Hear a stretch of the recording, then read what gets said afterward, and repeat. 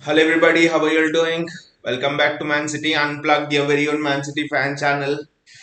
Wow, that Arsenal match was, until the end, until 90 plus 2, 90 plus 3, you thought, well, 2-2, they'll be dropping points and stuff, but no, they won in the end. I mean, you can see two ways. Arsenal fans could actually see it and go, this is the lift we need in the title race, and rightly so, but this is where being in title races in the past really helps you because I remember 2018-19 title race. Liverpool were, I think, sort of in February end or something. Liverpool were what 2-1 down to Newcastle or something. It was the same thing, and then they go on late to win 3-2.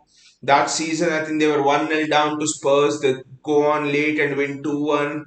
So a couple of matches, I think in the same season 18-19, I think it was 1-1, and Origi scores a header in the Merseyside derby in the 90 plus 8 minutes. So there are a lot of comebacks we've seen from Liverpool in that 18-19 season. So City exactly know what this title race is all about. One thing I would like to say is destiny is in our hands, and now, especially after beating Arsenal, destiny is in our own hands. Win all your games and you win the title. It's as simple as that. The equation doesn't get much simpler than that. Because before this, you want, especially after the World Cup, when Arsenal had a big lead, you sort of wanted, you were seeing where can they drop points, where can they drop points, but right now it's after the Arsenal game we have actually got destiny in our own hands. So this match against Forest will not be easy. I think Forest are unbeaten in the last 7 or 8 games here at their home. So nothing is an easy game like Villa showed today. Nothing is an easy game. In the Premier League, the lineup's interesting today. I thought he'll go for Ake, Diaz and Walker, but he's gone for Laporte.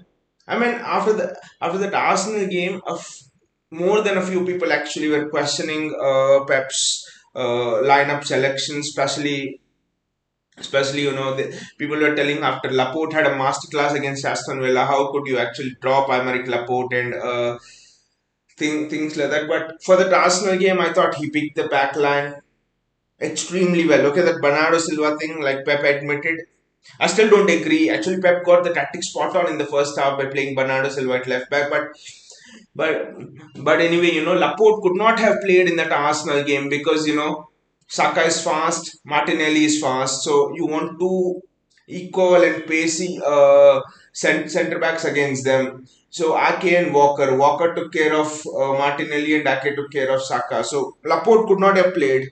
So and Akanji again came on as substitute instead of Laporte because of Akanji's pace. So that Arsenal match is all about pace, pace, and pace, especially in your defense. So, but this match, you look at it, Laporte's back. I think probably against RB Leipzig, he'll play the same thing. He'll play Ake, Diaz, and Walker. I would not be surprised if against Leipzig, Pep plays Ake, Akanji, and Walker because of the pace. Again, Leipzig is a counter-attacking team, and they're unbeaten in their last 18 matches and stuff, and in the Bundesliga and in all competitions. So that's going to be an interesting encounter. I think in this week we are encountering some of the most tough away games. I would say away to Arsenal wasn't easy. We got a result there. Away to Forest isn't an easy fixture, and now we are going here away to. I mean, we'll go away to Leipzig. So it sort of reminds me of what we had last season. With us having early on in the season. I think last season we had Liverpool sort of Chelsea away, PSG away, and Liverpool away. Kind of reminds me of that sequence of fixtures. So it's actually going to be very interesting how we'll deal with it. The Forest ground is full. The pitch is actually smaller than the Etihad one, so I think Forest will try to sit in a low block, hit on the break with Brennan Johnson and people like that. Forest are going through a bit of an injury crisis, but they have some experienced players in the backline. Felipe, Lodi, Renan Lodi, Serge Aurier. He's on his game is very good. John Shalvi is there in the midfield, so and Chris Wood's not playing today, so that shows that. Steve Cooper is looking to hit us on the break. So one of the interesting things I noticed is Phil Foden playing on that right hand side. This front three. When have we last seen this front three? We've seen this front three when Pep played against Aston Villa. We've seen this front three last. Sorry, when Pep played against Manchester United. This front three of Grealish, Haaland, and Foden was last seen when we absolutely destroyed Manchester United 6-3. I'm actually delighted with the front three. The front three with Foden in it as I mean the connection between Hall and Foden. It was already forming before the World Cup. So the connection between Foden and Haaland is actually very good. They're showing how City is lining up. I guess it's a 3-4-3. They'll obviously show Bernardo Silva in the left back position on the TV, but that's not how it is. No, they're showing it as 3-2-5-1, 3-4-3. They're all the variations of the same shape. Interesting, he's gone with. I don't think Gundogan will actually play as a pivot, but it's actually interesting that is. I actually think this is one of the best lineups we can pick. My only thing is Bernardo Silva at left back. Can he, for example, handle big Champions League wingers? That's the only question mark for me. Because sort of struggled a bit against Saka. Let me get it straight, guys. We have to win this match. That's all. We have to win. Regardless of what Arsenal do, we have to win this match. That's all. We have to win it. Because as a fan base, we know this title races. There's no room for error in this title races. It's neck and neck. It's cutthroat competition. There's absolutely no room for error here.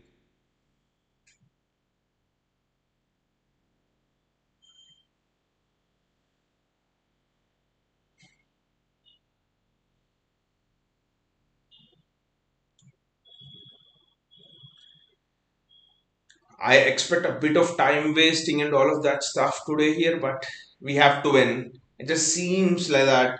I know against Arsenal, a draw seemed like nothing was lost, but now if you look back, we had to win that Arsenal fixture. We won. We had to win at Villa home was also not an easy fixture. We won that, so it is in this part of the season where you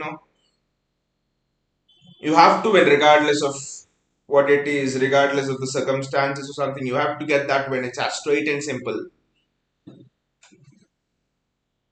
There's no leeway. There's no excuse. And I think as a fan base, you have experienced this multiple times 18, 19, 20, 20. I mean, last season we have experienced it, especially neck to neck.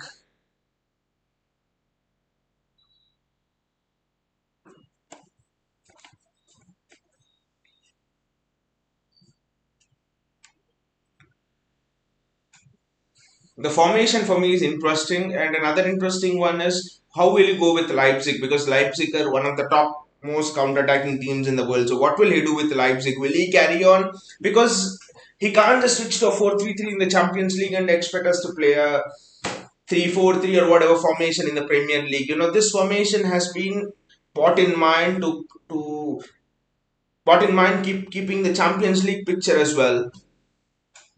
Looking at the Champions League thing as well, Pep cannot play this in the Premier League and play some other formation in the Champions League. So it's going to be absolutely interesting and intriguing what he'll do from now to the end of the season. Vinay is here. Vinay says forward and right wing exactly. And Vinay, when did we last see this formation against United? Right at the Etihad. And what was the score line? 6-3. And we never saw this formation again. I presumably think he might play Riyad Mahrez and Foden both against Leipzig. Foden will switch to the left against Leipzig probably. Don't know. City have started the game. Ruben Diaz. The back line is interesting. Laporte, Diaz. Baya, this is where will Ake play in CL. I think it's the left centre back position. It's either Laporte or Ake. I think Pep will Actually, look at the pace of the opposition winger, and if the opposition winger is dangerous, he'll play Ake actually. Vinay says Arsenal putting good fight, but Villa being Villa. Villa always have this in them to concede sloppy goals, right? We have seen it firsthand. We have benefited from it. I thought most of the goals that Villa conceded were all like they were not goals in which one of the marked difference I'm seeing between Arsenal in the first half of the season and now is Arsenal in the first half of the season would cut open teams, that one twos, that passing lanes and all of those things. And now, how did Arsenal beat Villa? Speculative shots, right? Saka from outside the box, Jorginho from outside the box, Zinchenko from outside the box, three outside the box, three outside the box shots. So Arsenal are just not able to, cut open teams. So that is something which I've actually noticed. Teams are actually putting in. What teams are doing against Arsenal is they're shutting down Martinelli and Saka. Especially they're shutting down Saka and whoever plays on the other side, and they just have no outlet. They just don't have any out ball.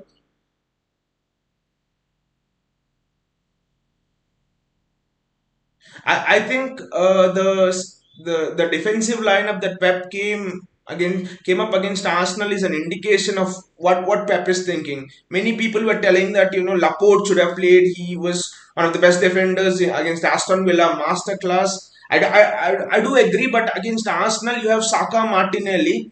So that means you have Kyle Walker one side taking care of Martinelli. Who takes care of Saka? Is it Ake or is it Laporte? Laporte's not fast enough. So I think at the end it comes down to 1v1 defending. Yeah, exactly. We never know what Pep thinks. I think it's a question of 1v1 defending, and I think in pure 1v1 defensive sense, I think Pep plays Ake over there. I think in the Champions League big games, you're going to see Ake more than a Laporte. Bernardo Silva, sorry, Jack Grealish on the left hand side, Bernardo Silva in the middle. It's a City free kick for a foul on Jack Grealish.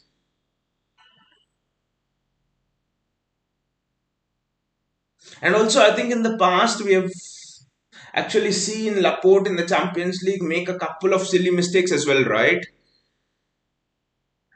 Like in that Spurs game, I remember where in the return leg where we went out with VAR in the Champions League. I think Laporte was responsible for one or two goals in that match. I think against fast pacey wingers, Pep has it. I think it is going to be Walker, Diaz, and Ake. I think in the Champions League games because wingers from now on in the Champions League will be quick, fast. You pick up any team and you'll see quick, fast, quicky wingers there.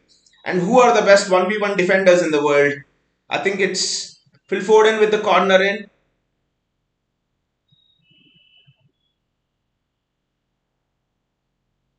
What are they asking for? What are they asking for? Is it a pen?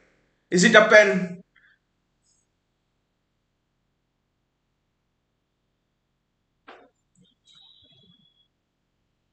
I don't think we are gonna get a pen for that. Anyway, it's just being so much scruffy here.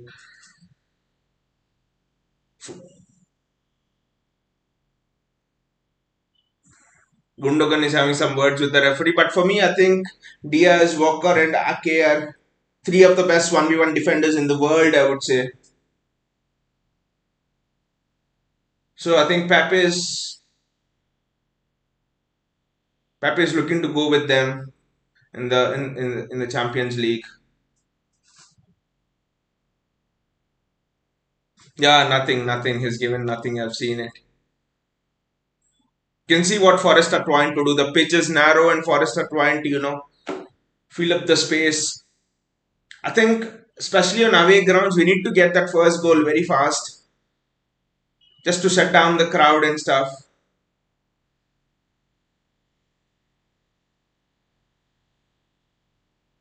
Foden put it into a dangerous area, but no one was there.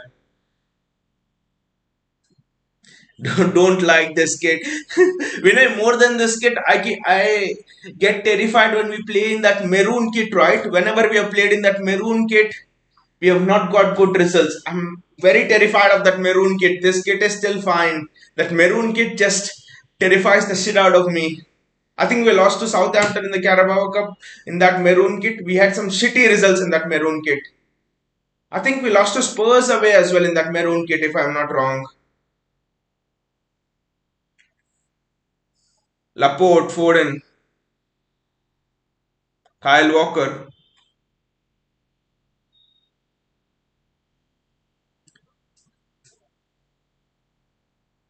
Ikai Gundogan, Rodri, Bernardo Silva, Kyle Walker, Phil Foden on the right hand side, Kyle Walker, Rodri.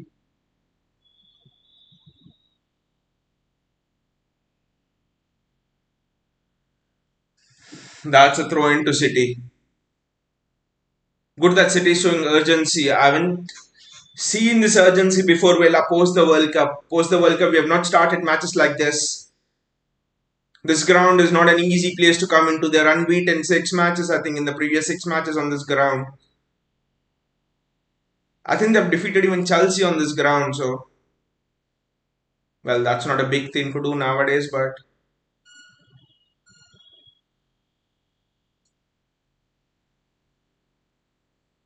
what a save!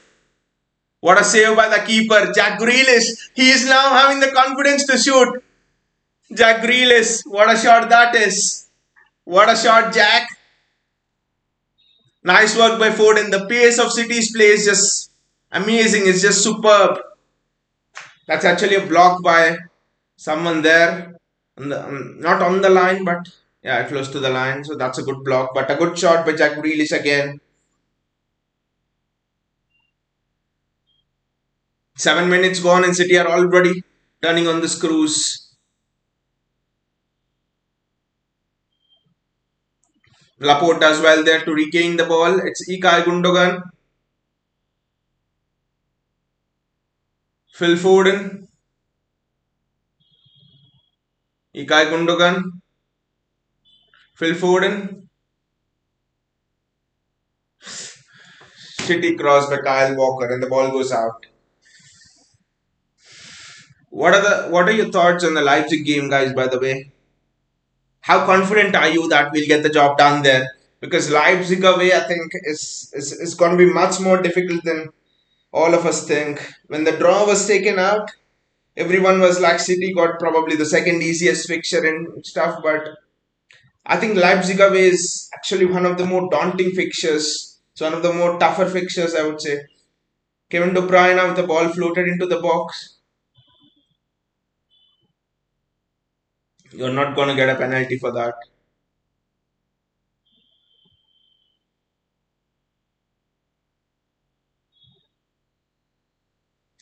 Good block there, good block there. Excellent block by Laporte. But wasn't that a handball? Just don't know. We have to be really wary of the counter there.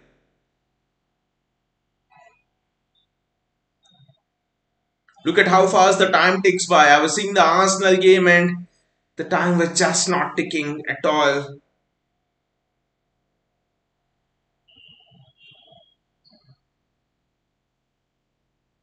Rodri, Bernardo Silva, Aymeric Laporte, Rodri, Kyle Walker, Phil Foden, Bernardo Silva, Kyle Walker,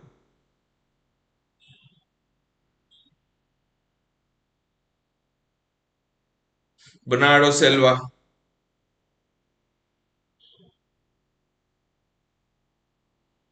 Ruben Diaz, Kyle Walker.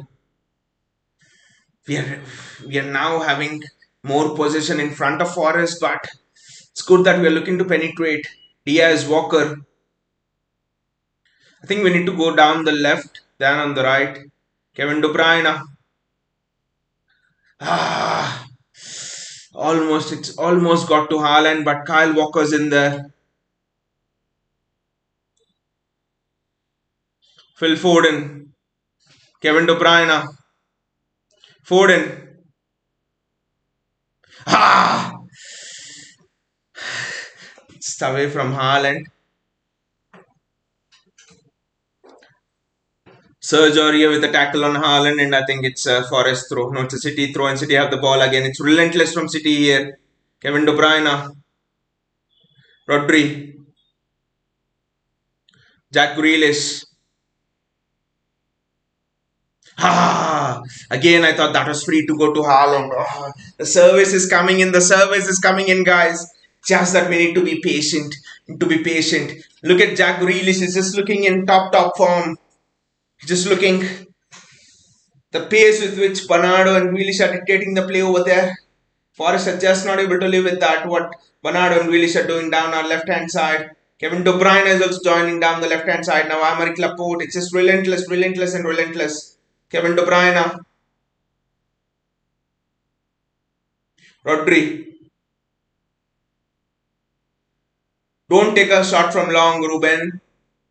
Well, that's what everyone told to Vincent Kompany when he took it. City are recycling it back. Ruben Diaz, Rodri. Great switch to Bernardo Silva.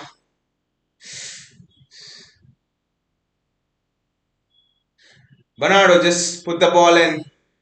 Jack Grealish.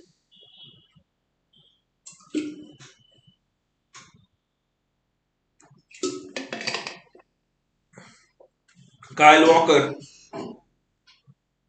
12 minutes gone and we have been relentless. The start has been breathtaking, I would say. Just that we're not able to find that pass.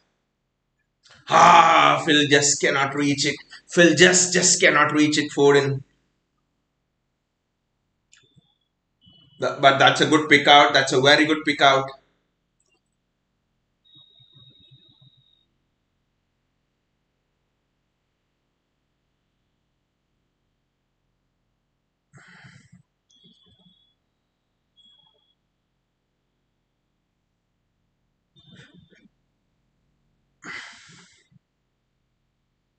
Ikai Gundogan, very well done. Bernardo Silva, Laporte. Laporte just hoofs it long. And it's with the goalkeeper. The goalkeeper of Forest catches it. Good start, I would say, but nothing on the board. But it's just 13 minutes. We have to be patient. Ikai Gundogan.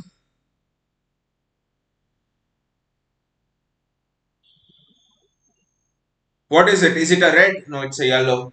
It's a yellow. Worrell's got a yellow. I think he'll call it back for a free kick, but Worrell's got a yellow. Was it a malicious challenge? It was a. It's not a red. It's a yellow. I know it's a collision into Grealish's stomach, but it's a yellow, and that's it. I heard a couple of Forest fans talking before, and they were telling that Worrell's probably one of weakest links in this Forest defense now. Kevin, just get on with it fast.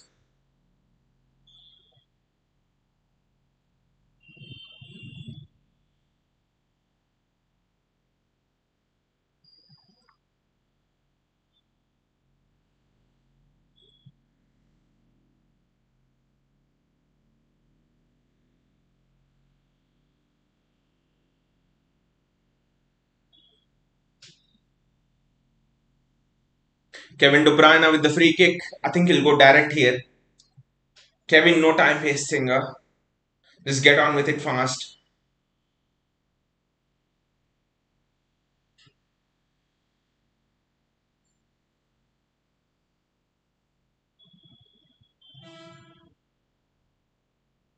Keylor Navas is a goalkeeper, Champions League goalkeeper. There are a couple of Champions League members in the defense. Felipe Lodi.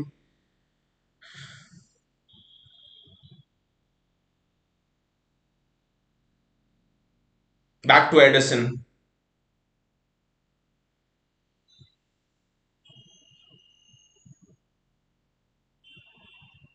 Rodri. Come on, come on. Let us begin that spell of possession again. Laporte. De Bruyne. Laporte.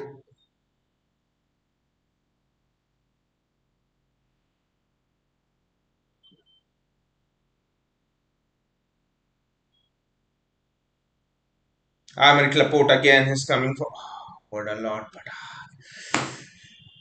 just couldn't pick up that one of Kevin De Bruyne over there. So it's a goal kick for Forest, and they're going to be pretty slow on goal kicks and stuff. So you just need to quicken it up.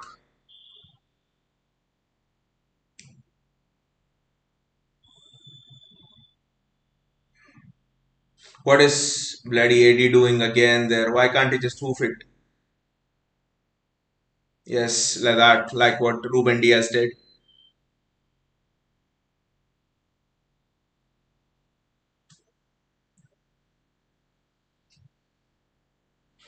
Erling, run, run, run, run after the ball.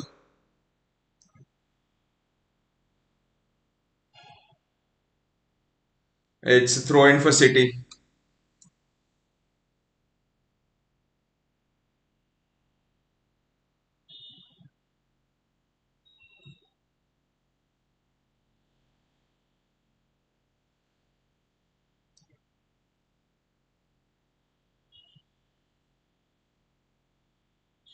Ruben Diaz,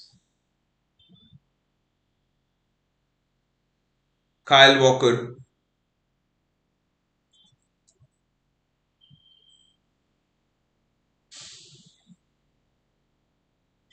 Aymeric Laporte. Laporte to Bernardo Silva. Bernardo, Bernardo, just switch the bloody play. Switch the play, Bernardo. Yes, what a ball that is. Foden. Foden's just holding his breath very well.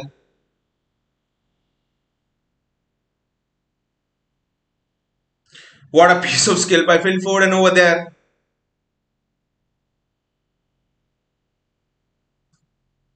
Bernardo Silva does well to keep the ball.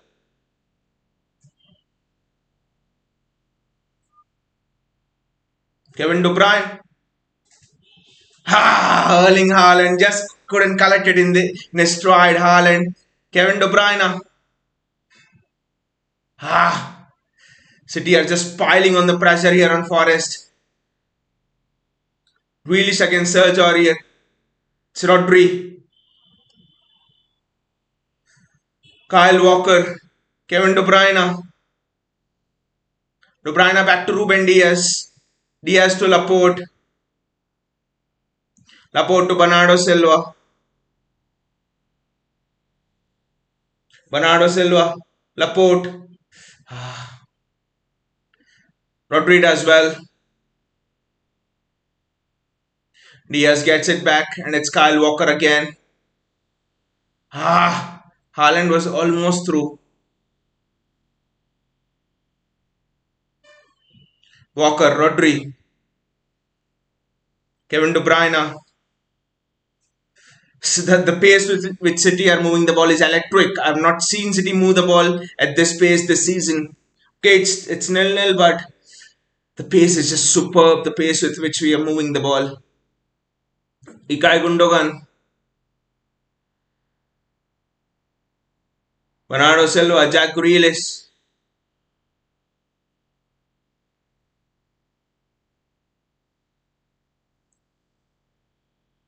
Ah, the last pass. It's just the last pass that we're not able to get on the last pass. Rodri as well. Kyle Walker.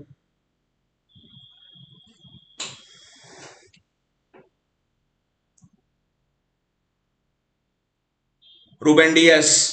The injection of pace is just brilliant. Yes, it's still nil-nil, but the way we are moving the ball, the pace, the power, it's just a Pep Guardiola team that I'm seeing for a long, long time.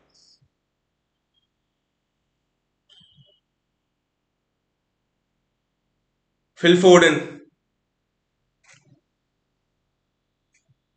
Bernardo Silva, Kyle Walker, Phil Foden. Rodri. Tries to play a 1-2 with Gundogan. Oh, it's a free kick for Forest. The pressure is relieved. Colback takes a foul. I think it's Gibbs White who takes a foul, but this is the old City that we are seeing. When Pep used to play his false nine formation, how we used to press teams left, right, and center. That is how City are playing now.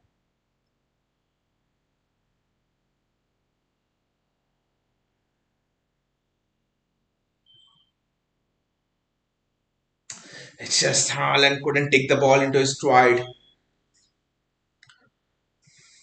Forest have a reprieve now, and I think City get the ball back again from a throw in.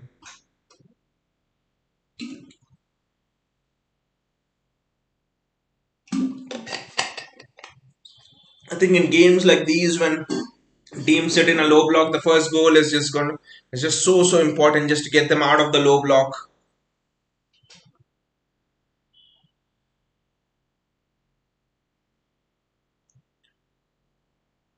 De Bruyne, Foden,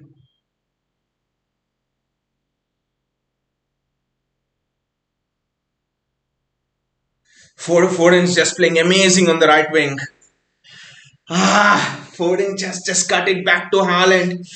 And also just observe the pace with which Bernardo Grealish are playing on this left wing. That's just electric. That's just superb.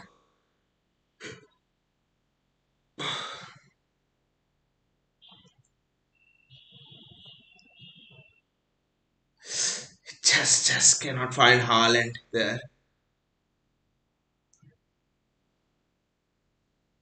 Serge Aurier. Jack Grealish does well. The defensive work. Laporte, get it forward. Aymeric, get it forward. Rodri. This is the most fluid City have looked, right? In the since the season began. Is this the structure that we are searching for, where Haaland can play and our fluidity is just not affected? I don't know.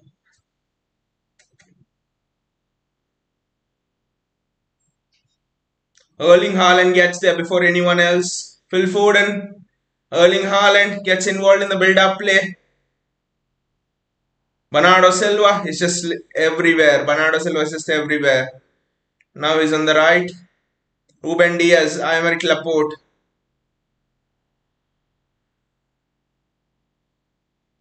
Jack Grealish. Jack!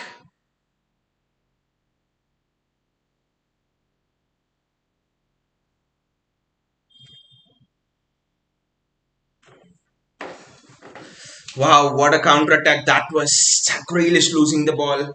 But I do think that was a foul on Jack Grealish actually. That was a clear foul on Jack Grealish. That was a foul on Jack Grealish. He didn't get the ball.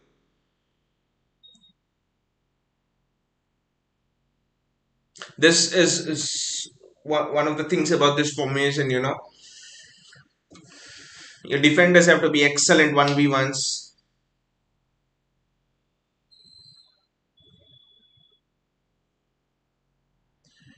Give away there. Ikai Gundogan. We just couldn't take advantage of that, and Forest get the bloody ball back. Wonderful from Kyle Walker.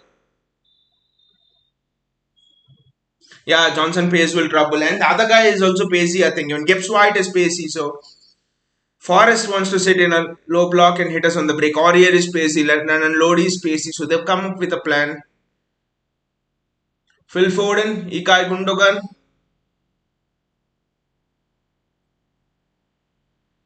Kyle Walker, Ruben Diaz, Aymeric Laporte, Bernardo Silva, Jack Grealish.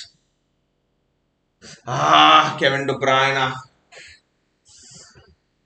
Weak shot, a very weak shot on goal.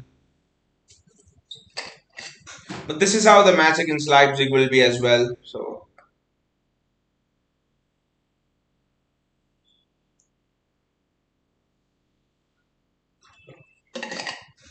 what has impressed me the most here? The pace at which we are winning the ball back. I haven't seen that at all this season. That ball almost reached Kevin De Bruyne over there. That's a City throw. That's a City throw. Give the ball, give the ball, give the ball.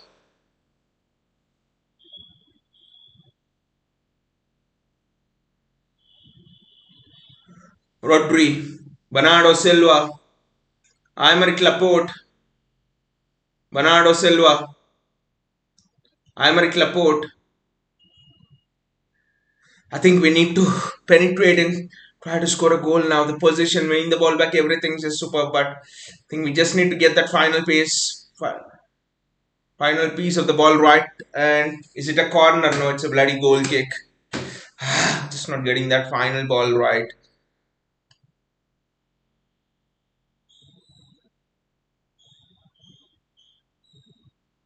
I know typically when your opponent has won in an earlier fixture, you would actually like to get a goal fast and ease the nerves, but that is what it is chasing in a title race, and we know how it is. We've done it so many times. So I remember Burnley fixture, right? 2018-19, Aguero toe poked the goal and the goal just went millimeters. That's a foul on Grealish. So there will be moments in title races. There will be moments in title races. You just cannot expect to come into every game and win right from the first whistle and stuff like that. There will be nervy moments in title race. Spurs match, I remember 2018-19, we lost by VAR in the Champions League one, and we had to play Spurs 2 days afterwards, if you remember. And we won that game 1-0. And it was an early afternoon kickoff, so lot of moments in the title races. Kevin De Bruyne, Phil Foden.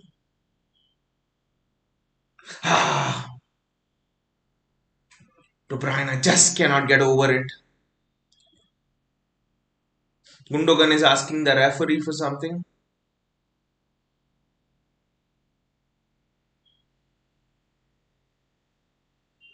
It's probably another push on Aymeric Laporte. They're just pushing Aymeric Laporte left, right, and center, and the referee is not doing anything.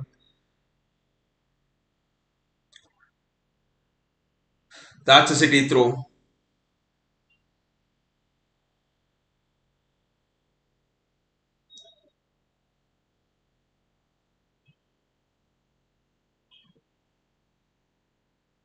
Bernardo Silva, Kyle Walker, Kyle's get it ahead quickly. Rodri, Phil Foden, Bernardo Silva,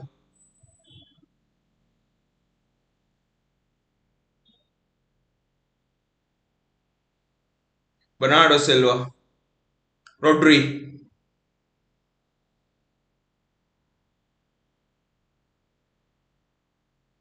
Kyle Walker, Kevin De Bruyne,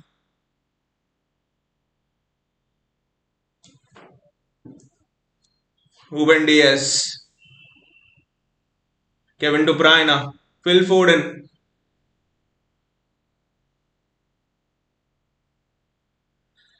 Vinicius, they're just not shooting exactly. They're not. I think they're just trying to make a pass too many.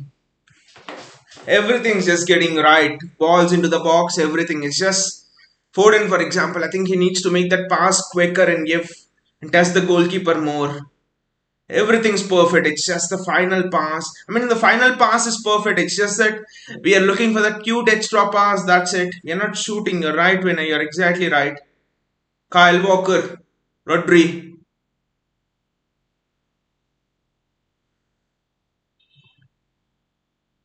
It's a free kick to Forest. Look at that. That extra pass to Haaland. He could have actually taken the shot there.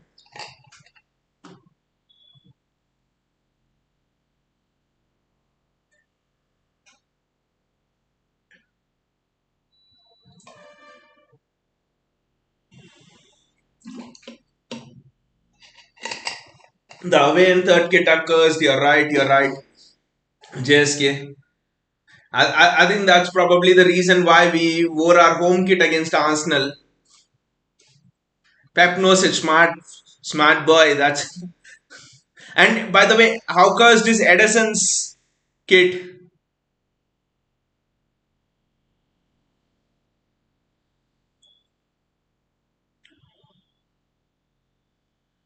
Edison to Laporte. Half an hour gone, and you've been by far the best team. Edison. It's just getting nervous and nervous, right? With each passing minute, it's getting a lot more nervous. And we have a midweek Champions League fixture as well. Pep would have been expecting us to be at least 2-0 up by now and probably rest a few guys for that midweek fixture, but no. Ruben Diaz, Bernardo Silva, Aymeric Laporte, Gundogan, Rodri.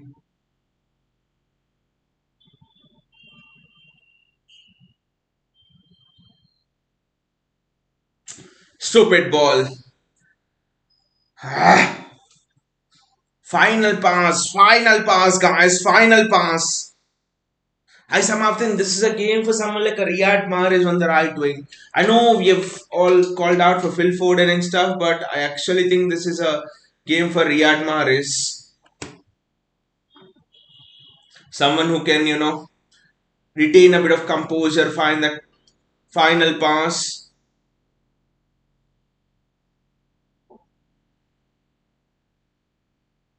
That's gone out. Kyle. Just reset and come out fast. Oh no, it's 32 minutes gone and approaching towards half time. Nil-nil at half time will be so tense, right? Will be so tense.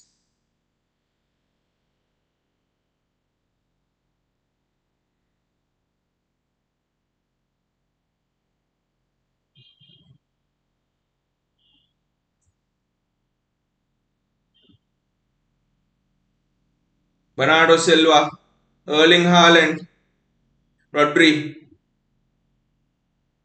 Kevin De Bruyne. Ah, should have been 1-0 to City. Rodri missed. Well, the pass, the build up, everything was superb. You can't defend that. Well done, very well done. You just can't defend that. Wonderful, right? This is what I think Pep expects from Erling Haaland in the build up. Rodri needs to be scoring that. Rodri absolutely needs to be burying that.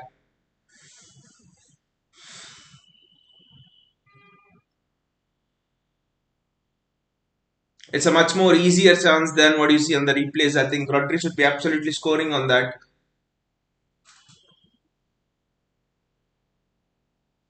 Ikai Gundogan, Rodri, Gundogan, Kyle Walker, Haaland, Gundogan, Foden, Walker, Ruben Diaz, Aymeric Laporte.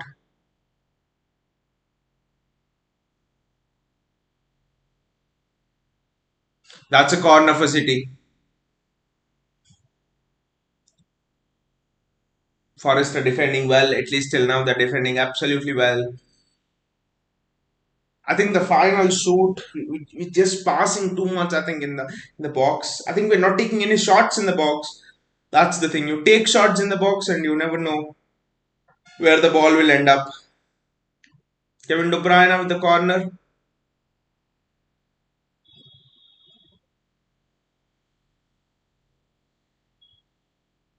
Kyle Walker. Walker does extremely well to pluck it out of thin air. Edison. Kyle Walker.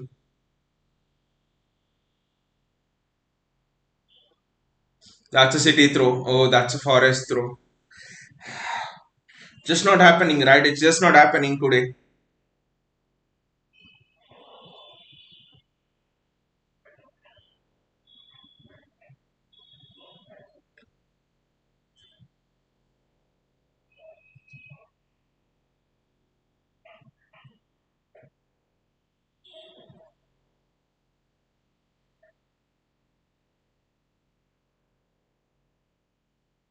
Edison.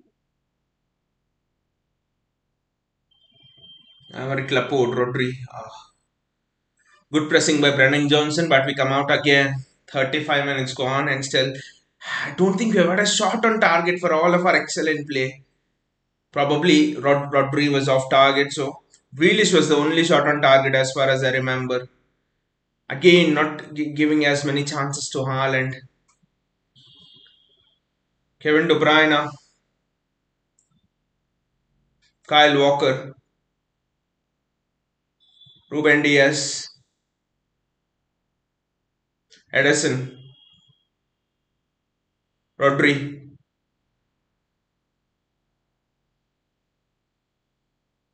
Good pass by Rodri, Phil Foden. Ah! What did Ikai Gundogan do there? Ikai! You had a chance to lift it over the keeper or something like that.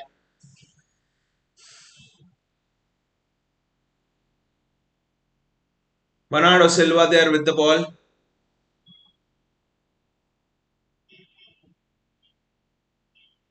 Forest play through our press well, and Kevin De Bruyne gets the ball. City on the counter attack here. Ah! De Bruyne just cannot thread it through. Bloody hell.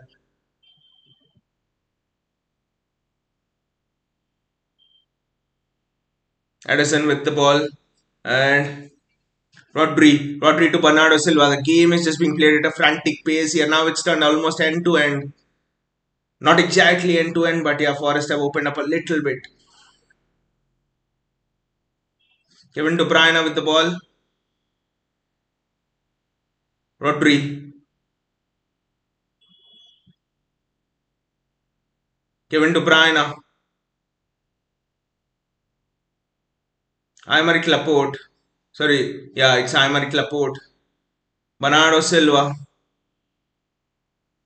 So it just seems that City are a bit out of options here.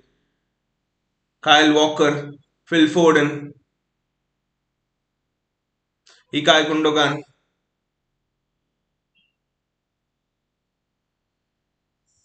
Nothing, no foul against Grealish.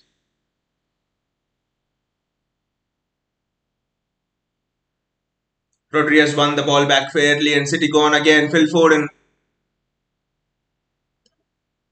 Bernardo Silva, Ikai Gundogan.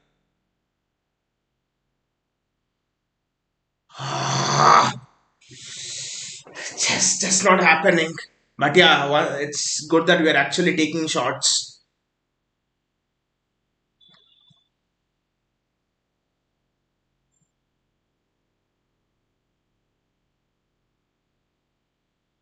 Referee is talking to a player, but he's talking to Gibbs White, I think.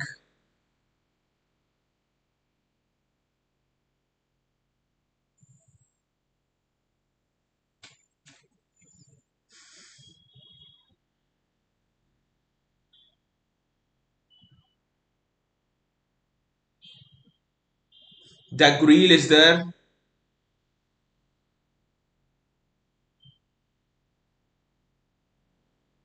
Yeah, exactly. When a Haaland needs service, I can understand actually that it's a low block and we're trying, but I think actually we have been able to pick gaps here. It's just that we're not able to make that final pass. I think instead of putting the ball into an area, we are searching for a specific person like Erling Haaland, for example. Instead of that, you can actually choose to put the ball into a specific area so that if Haaland is there, he'll attack it or some other player will attack it. So I think that should be a mentality instead of just trying to find Haaland. Like even though it's such a difficult pass to make, so the idea should be to pick attacking zones and not pick players. That is, I think, one of the mistakes which we are doing in this half. But anyways, Kevin De Bruyne, Rodri, Ikai Gundogan, Jack Grealish. It's a corner for City. That's because Vinay is resting Ake for the Leipzig game. The Leipzig game is going to be so difficult. Christian Nkunku will be there, Sabojla will be there. Their other winger is also. They're just fast, pacey beasts. They are just fast, pacey beasts. So the Leipzig game will be so difficult. So I think he'll play Ake in the Leipzig game. Jack Grealish, Jack Grealish, Bernardo Silva. What a goal! What a goal from Bernardo Silva! Outside of the left foot! Outside of the foot goal! Wow! What a goal from Bernardo Silva! Superb! Outside of the foot! That how many players in the world can do that? Wow! What a goal, right? Outside of the foot. Grealish assist. The assists and goals are piling up for Jack Grealish. But what a strike, right? Bernardo Silva. Outside of the foot. Just look at the intelligence of Jack Grealish. He could have put it in the mixer, but no. He's rolled it out to Bernardo Silva and that's into the top corner. That's into the absolute top corner. Just look at it. Look at Bernardo Silva walking innocently there. But the vision of Jack Grealish here is amazing. Wow, that's just not an easy strike at all. That strike is just so difficult. That strike is extremely difficult. Wow. Roof of the net. Bernardo Silva. I think it's a deserved lead more than anything else. It's a deserved lead. I think one more goal if we can get before half time. Rodri spins the ball there. Rodri's lost the ball as well. Kyle. Was it Kyle or was it Ruben Diaz? It was Ruben Diaz, I think, but he ran as if it was Kyle Walker. The hallmark of today's game was the speed at which we are winning the ball back, and it's Jack Grealish. Jack Grealish through on goal. Jack Grealish. Penalty.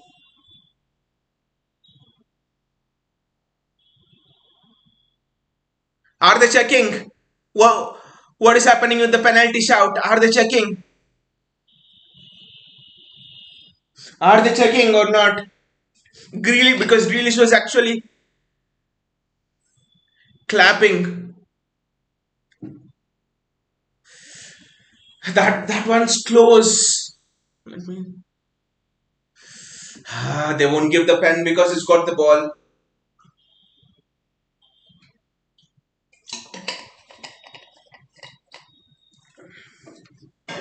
Yes, JSK, Bernardo Silva goal, yes.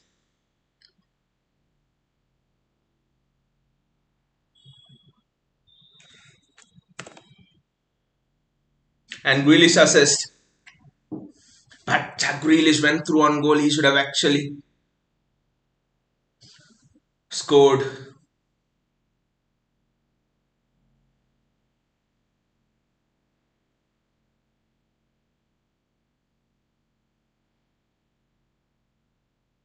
These 1-0 score lines are so dangerous, right? Everton, Demari Gray just scored out of nothing.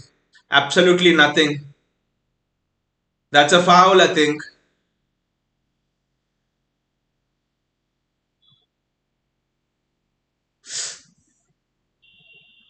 Is Foden too much hurt? I don't know. I think Renan Lodi will get a booking here. Renan Lodi will get a booking for sure. Yes, it's a booking for Renan Lodi. It's an absolute booking for Renan Lodi. Yeah, we are playing very fluid. It is that's what I felt. The fluidity, the way we are winning the ball back. This entire season I haven't seen us winning the ball back as fast, so we're playing really fluid. And the thing here is we are playing fluid without Haaland actually dropping into the midfield. So that means okay, Haaland has come, but he hasn't come as far as the center circle, right? Because against Spurs and stuff, Haaland had to come to the center circle and do all of that shit. So Bernardo Silva, Ruben Diaz, Kyle Walker, Erling Haaland. It would have been interesting if the ball went to Erling Haaland over there. That's a City throw. Take it fast. Take the throw fast.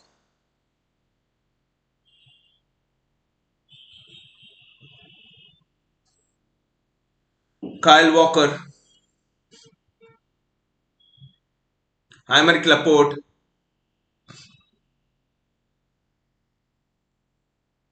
Kyle Walker, Phil Foden, and I think that's that. It's half time. I think the scoreboard doesn't reflect the way we played. I know against Everton also we just 1-0 and we ended up drawing that match 1-1, but that Everton game you sort of knew, oh, all of the games are nil-nil. It's just that we are 1-0 up. This is interesting. But in this game, it's actually Chelsea concede against bottom of the table Southampton. James Ward-Prowse scores a goal kick. Sorry, scores a free kick. How bad can it get for Chelsea? Do you think Graham Potter will be sacked if it continues like this? Wow. I actually think this might be one of the nails in the coffin of Graham Potter. They're losing to bottom of the table Southampton, Chelsea. Wow. Laporte's having some words with the referee. He was pushed a couple of times. So yeah, the difference between because Everton put on a low block and this is also low block. That's why I'm comparing both the games. Difference between not just that Everton game, any other game and this game in this entire season is first the pace with which the moment we lost the ball, we are just on top of that play. A 2 second rule applied here winning the ball back fast. We always seem to had an overload in midfield. I think Bernardo Silva is the overload in midfield. So it's interesting. I think Pep has solved the Haaland problem by bringing Bernardo Silva in, playing Bernardo Silva in as an inverted fullback. And the reason why Joao Cancelo couldn't do that was Joao Cancelo is not as good in retaining possession as a Bernardo Silva. And also, you look at the role Bernardo Silva is playing, it's sort of a free role. Once is on the left, once is on the right, once is on the center. So, as an opposition coach, you can't plan for that because okay, you can say they're creating overloads on the left hand side, can tell your winger to tuck in more. But what Bernardo Silva is doing here is he's going everywhere. He's just roaming around the entire pitch, just like a pendulum swinging from one end to the other. So, as an opposition manager, you can't just tinker your system to account for movement like this, right? So that for me is absolutely interesting. It's superb. Bhaiya just says only a long range shot could work as not a single through ball reached its target. That's true, Bhayaji, but sometimes it's like that. I think, especially when you're playing against a low block, because today I think okay, I do agree we didn't take many shots which we should have taken. For example, Foden was guilty of just overdoing it a little bit more than taking that shot. But otherwise, I think the approach play, the kind of retention of the ball, passing, movement inside the box, everything was superb. I think it's just that the Palace, I think, defended so narrow, so deep, so compact that you just didn't have any space over there to take a shot. So I actually think the long shot, okay, it is from a set piece and a corner, but the long shot is actually a consequence of us pushing them back. It's against the low block team, when you keep on pressurizing them, they without their knowledge itself, they just keep on getting pushed back in the game, push back. And at a stage, that Leicester, I think, is a clear example. 19 season, I think, Vincent Kompany, that goal, longer range shot. I think Leicester was defending so deep in that match. So I think no complaints on that, no complaints on the energy today, no complaints on the attitude today, no complaints on the way we tried to break down the low block. What impressed me was the pace with which Jack Grealish was playing there. Jack Grealish and Phil Foden, the pace. Wow, I mean, we always criticized on this channel, especially we always criticized Jack Grealish for slowing the game down, for trying to hold the player up and all. But today, the way he's just driving at defenders, trying to take on defenders, it's just superb. It's just a superb attacking performance all round, I would say. I think this actually shows that Jack Grealish was out of form, but he was lacking confidence a bit. It's not that he has it's not that we have got the wrong profile of player from Aston Villa or something like that. It's just a confident Jack Grealish can do this. Confident Jack Grealish can absolutely do this. Wonderful. And as far as the reason why we didn't get more shots from close range, I think is because we are trying to find Erling Haaland more. Instead of trying to find Erling Haaland more, I think I said it on the live stream as well. But instead of trying to find Haaland more, I think we'll have to find those attacking zones more, where if not a Haaland, a KDB will be present, or I think we can say, or a Phil Foden can say, I'll drive inside. How many times has Phil Foden just got past his fullback? He's just roasted his fullback. I think Lodi is the fullback on the side of Phil Foden. So Phil Foden has just roasted the fullback and he's come inside. I don't know why he's not flashed the ball across the box. For example, you flash the ball across the box, you have Haaland at the near post, you have Gundogan on the far post. So you have two runners. So I think we have not been able to create that kind of a confusion, that kind of a chaos inside the box. I think so. That is one complaint I actually have of this in this half. Other than that, we have played really really well. Football Crate says more goals coming. Hope so. Hope so. Football Crates. Hope so. Hope so. More goals are coming, because what I thought was, I think by the 50th minute, by the 60th minute, the game will be gone, and the game. I mean, the will be some 3-0 up or something in the game, and you could rest for the Leipzig game, because the Leipzig game is so I can't emphasize it enough. I think the Arsenal game, if you want me to order the three games in terms of difficulty, I probably will put the Leipzig game a tad above that Arsenal game at the Emirates as well, because Leipzig are unbeaten last 18 matches. German sides are absolutely devastating on the counter attack, and we are a possession based side, and what's the best way to beat a possession based side? Counter attack. So they are in fact an we have not had good counter-attacking sides in the Premier League this season or the past season. Since Jose's left, what have been the best counter-attacking sides? Probably Wolves under Nuno was a good side, but other than that, everyone's possession-based. But in German football, it's not like that. They're supremely devastating on the counter-attack. So I think that Leipzig game will be a test. It will be a test of how well we can actually handle possession, how well we'll prevent transitions from happening. So I actually put that Leipzig game a tad above Arsenal at the Emirates. So, or any other thing we have faced in the league till now. So in this season. So I think, but we need the squad to be should be fresh for that game. It'll be interesting at what time does Pep actually go on and make changes. Football League says I'm seeing Phillips in the second half today. I just want us to score two more goals, Football Creeks, and then, because 1-0, like I always say, is like, having water in a pocket full of holes. You never know if the water will last the 90 minutes or not. So, and I also think Riyad Mahrez is someone who's apt for this game.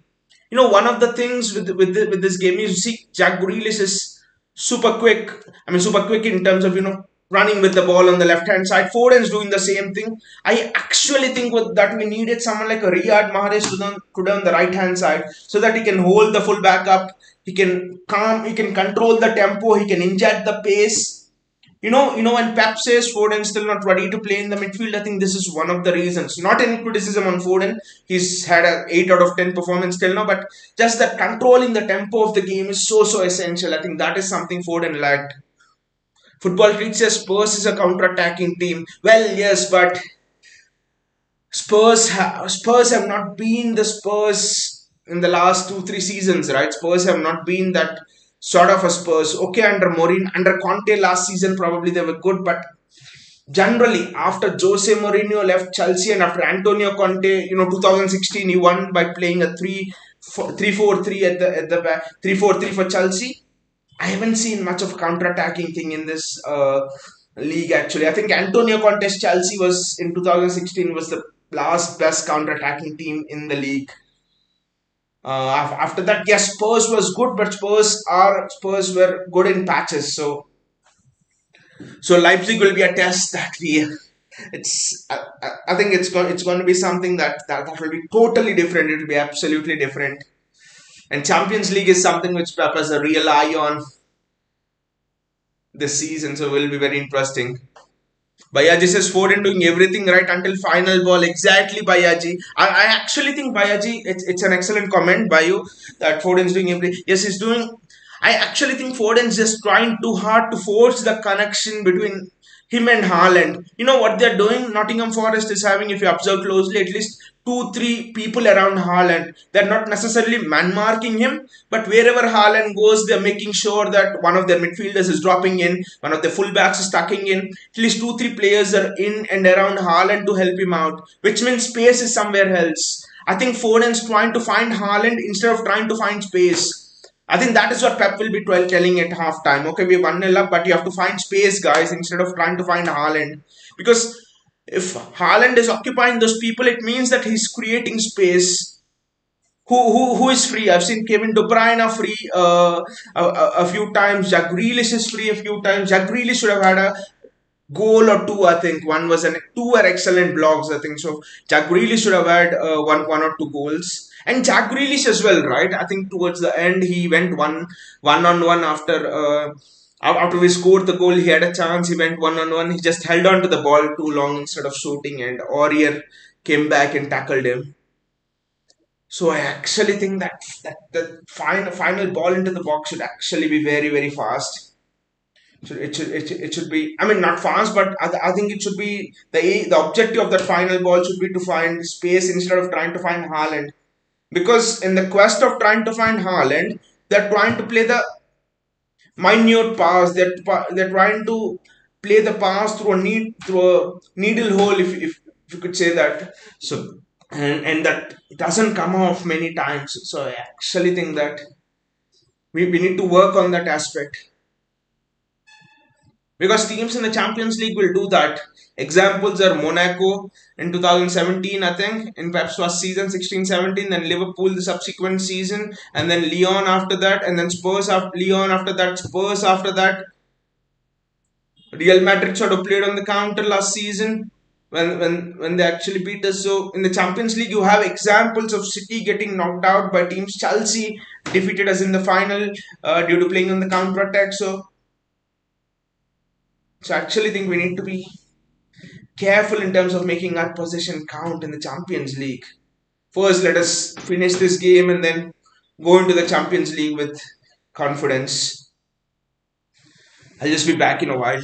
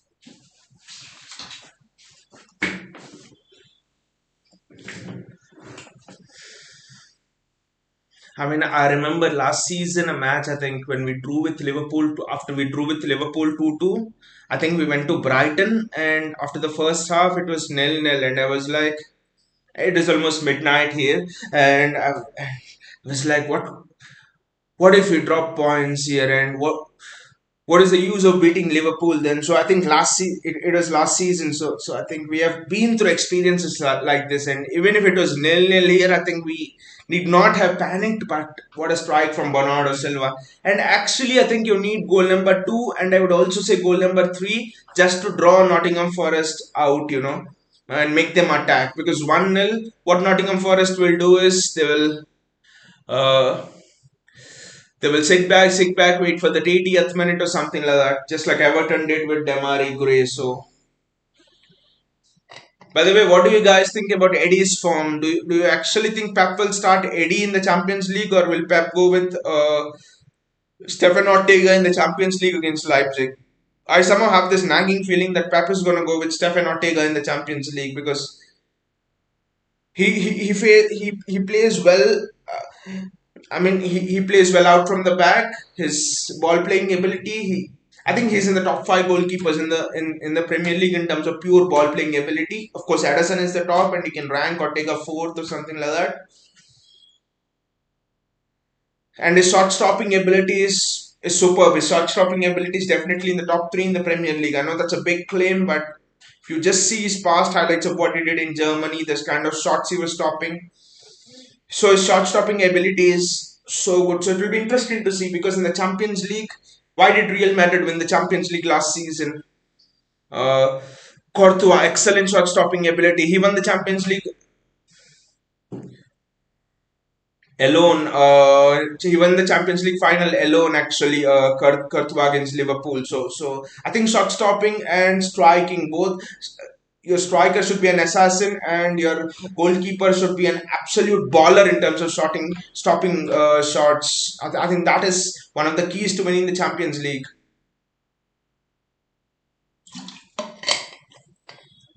Bayaji says his sixth season at City, but can't think of any game in CL that he kept us in due to shot stopping rate. Exactly.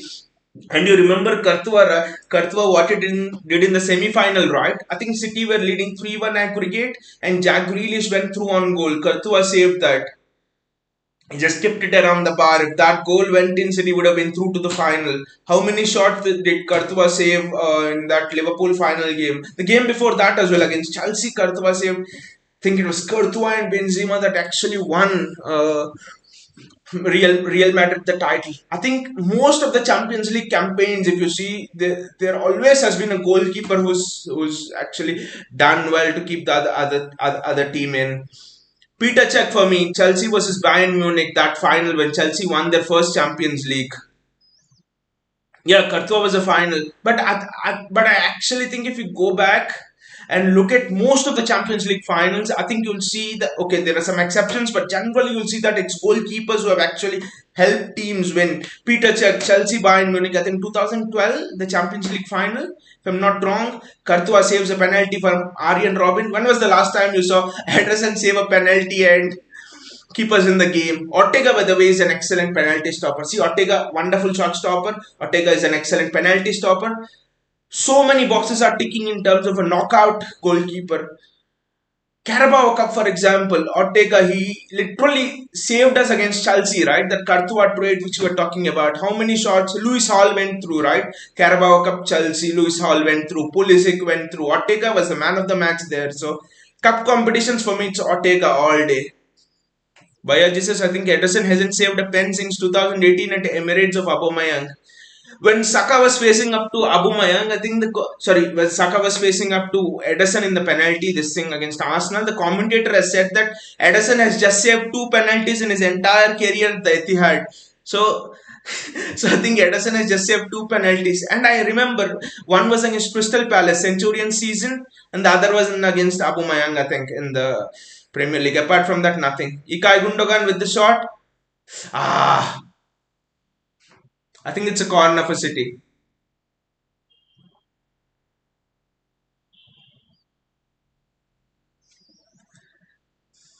We need to score the second goal quickly here. It's just because of what is coming in the Champions League.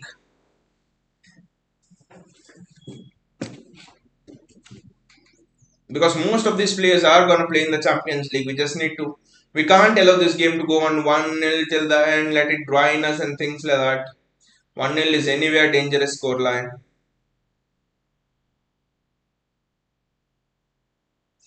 Laporte kicking the ball long.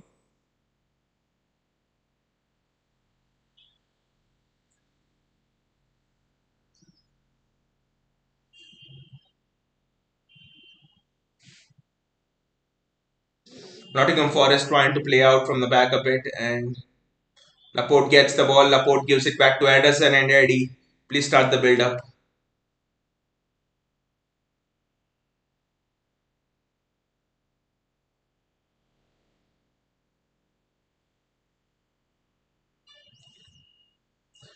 Foden's through, Foden's through, Foden's through, Foden's through. What a miss! Wow! Wow! What was that? What the hell was that? Why didn't Foden shoot? What the hell was that? Foden's through. Oh, what happened there? What? And he was on. Slip. Did Foden slip there? Yeah, I think Foden slipped at the last moment. Foden slipped. Foden slipped. It was a slip from Foden, I think. Or was it a slip or was it a tackle? Initially, because I thought it was a slip.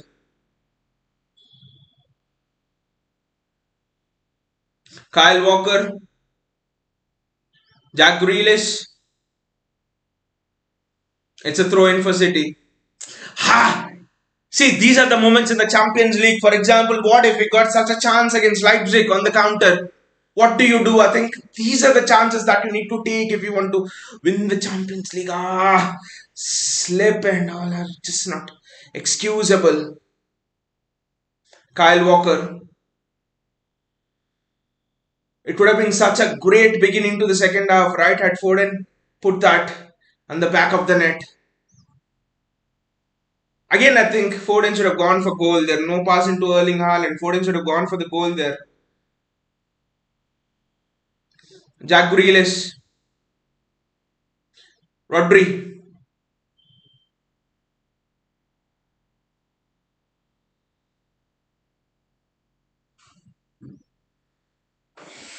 Just cannot believe it. Especially when it's 2-on-1, and especially even in that 2-on-1, it's Haaland running through. It's almost like 5-on-1.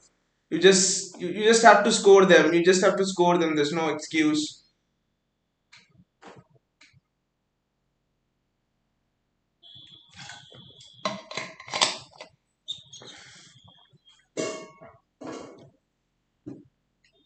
Kyle Walker, Ruben Diaz,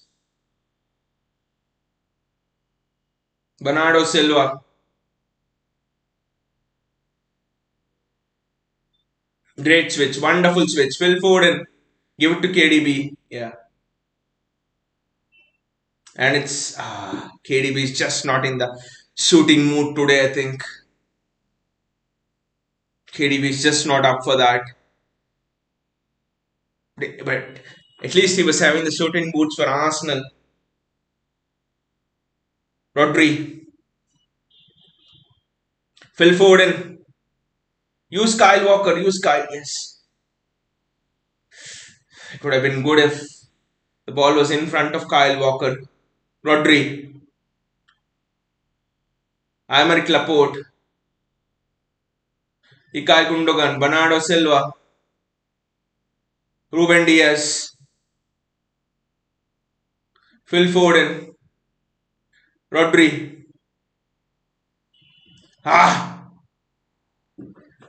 Vinay says only screamers can go in. I think so.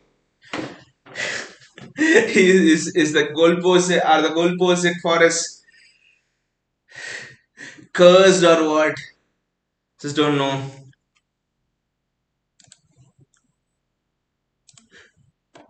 But honestly, Foden ran through. Haaland ran through. No excuse. None of those defenders were even as close to having the pace as Haaland. Foden should have just scored it, I think.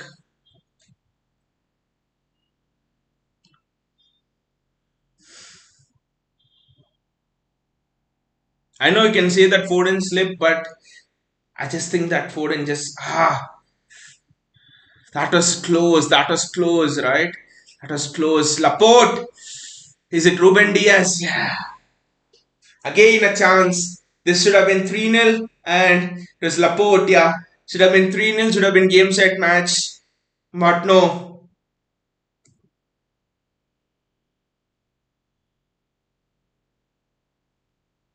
Keylor Navas.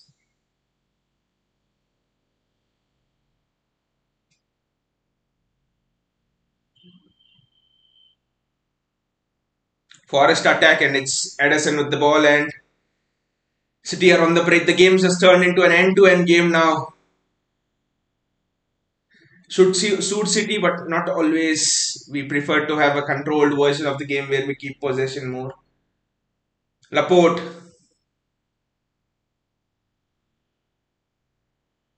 KDB, Ilkay Gundogan, Rodri, Phil Foden with Kyle Walker overlapping. He chooses to ignore Walker and Foden. That's an excellent switch to KDB, who occupies a very intelligent position. What is happening to KDB, man? It's a 2v2, it's a 2v2, it's a 2v2. Run back, run back, run back.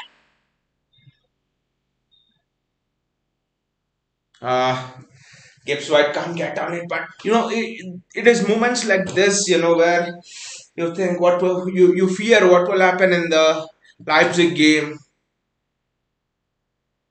KDB gives the ball away there.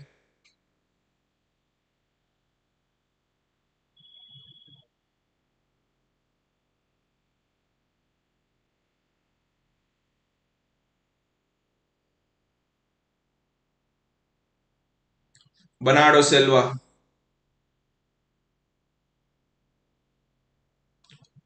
Ruben Diaz, Kyle Walker.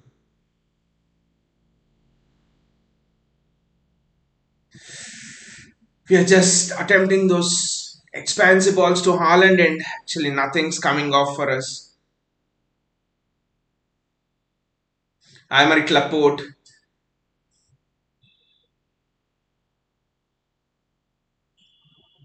Rodri. But what a miss by Foden, and by Laporte as well, honestly. It was almost a free header and he hit it straight to Navas, but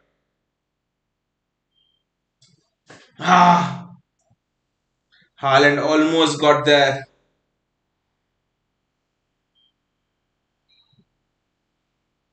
Well done by Diaz controlling the ball, and Ruben.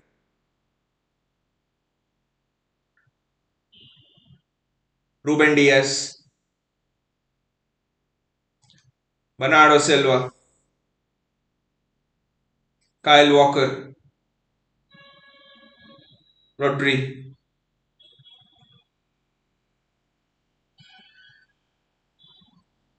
Kevin De Bruyne, Jack Grealish, Kevin De Bruyne.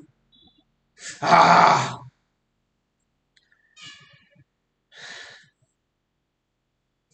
As long as it's 1-0, it's again so tense.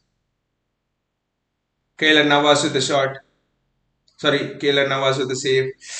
KDB on form, and that's 2-0. That finds the top corner. KDB just still not getting back to his absolute best. Still not getting back to his absolute peak.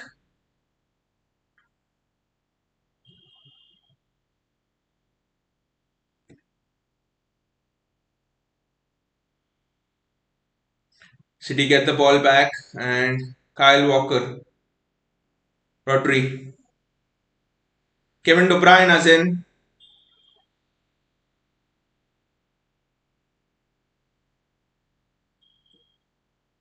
Kevin De Bruyne has come out with the ball. Rodri, just pass it wide, pass it wide. Phil Foden, Kyle Walker, Phil Foden, Kevin De Bruyne, Kyle Walker. Ah! Ah!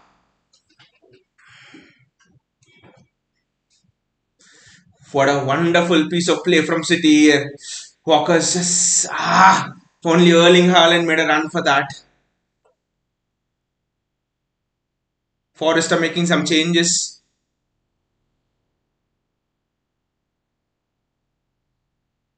Forest know that they have to refresh their midfield in City, but honestly, we should have been 3-0 up.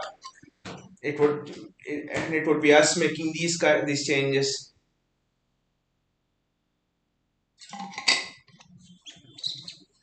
Probably Forest will like to play a little bit more expansive now. Oh, it's Andre Ayew, I think, who's coming on.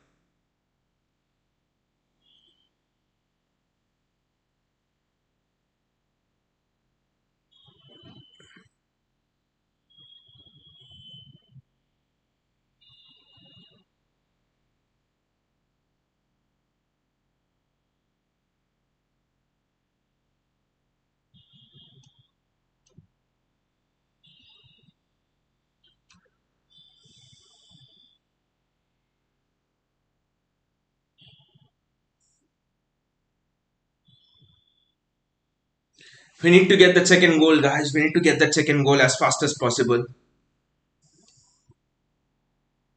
Kalen Navas with a long kick, just keep hold of the bloody possession.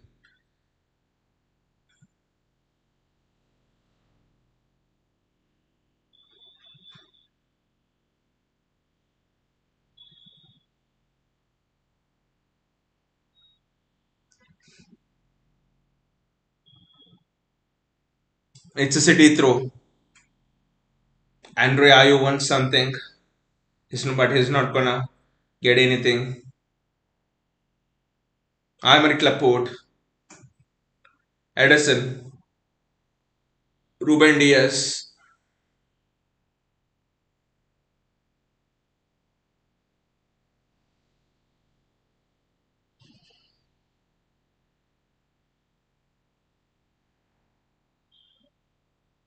Ruben Diaz,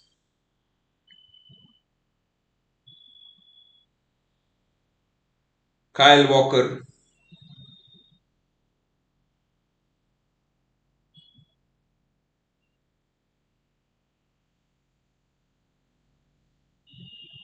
Edison. I know we're just now resting on the ball a bit, but we need to be absolutely careful. Forrester, pressing high. I know it's Bernardo on the ball and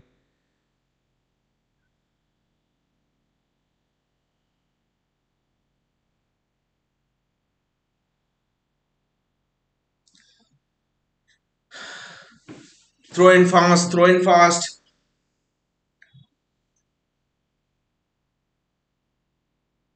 You absolutely need to get the second goal. There's no doubt on it. For God's sake, get that second goal and take some rest. You need all this energy against Leipzig. Leipzig away is just not going to be easy. I know you need to focus on the game in hand and stuff, but Leipzig is just not going to be easy, guys. De Bruyne does extremely well, and that's a free kick in favor of City.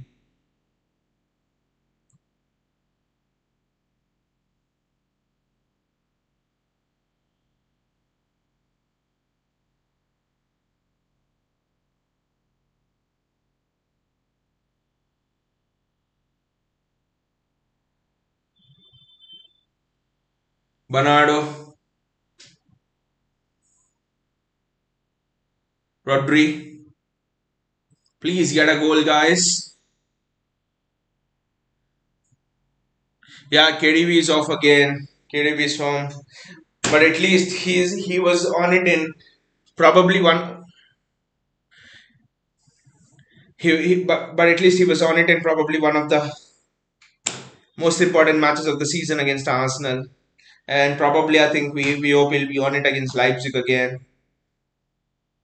Ashley says, "You Reds, are you supporting Nottingham Forest, Ashley?"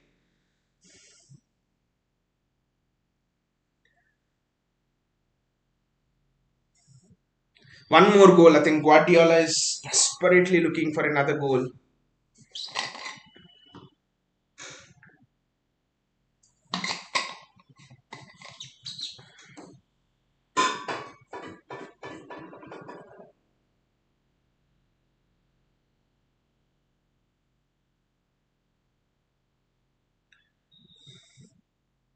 Bernardo Silva, Rodri.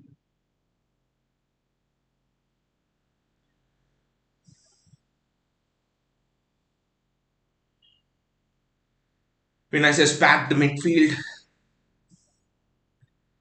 We Forest have changed the formation to a 4-3-3. I think if you look at it,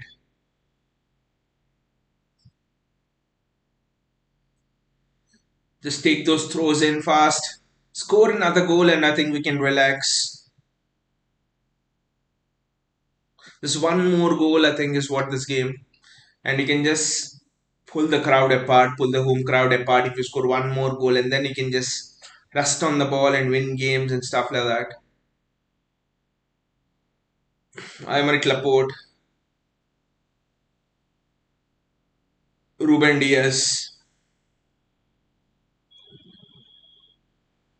It's a corner, I think, for City.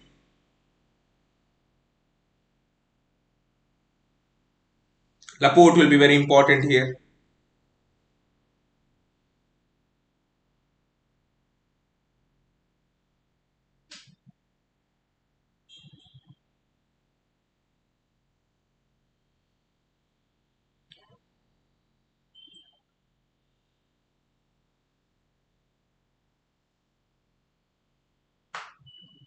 Laporte will be absolutely crucial on this corner. Ah,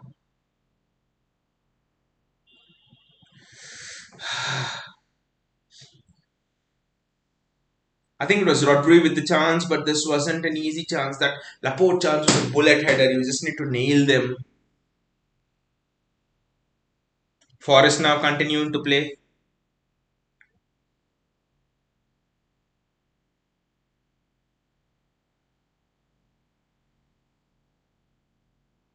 It's a Forest throw.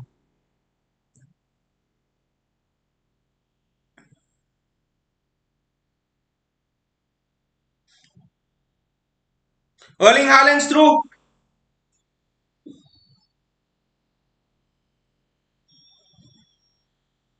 Is it a pen or not?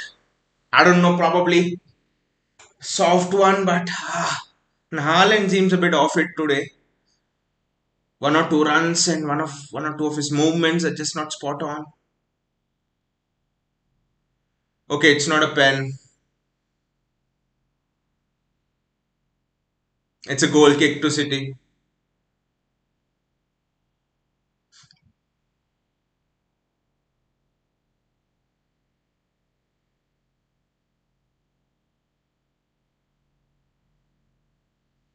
Yeah, more long balls, exactly. Long balls in behind the Palace defense. Sorry, in behind the Forest defense.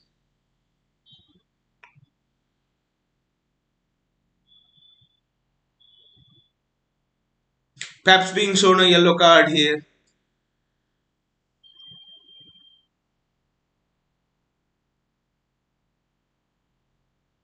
But I think actually there was some contact in that action. There was contact in that action, I think. If you look at the replay closely, there you can see him just pulling Haaland's shirt a bit. Look at that. He's just tried to pull his shirt a bit. Okay, you can argue that Haaland needs to be strong and things like that, but we need to score the second one, guys. By hook or crook, just score the second one. Just bloody score the second goal. Guardiola being shown the yellow card now.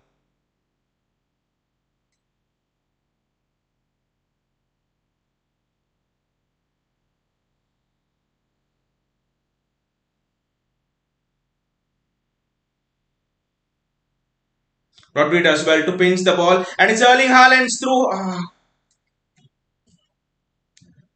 Exactly, Haaland missed open goal twice.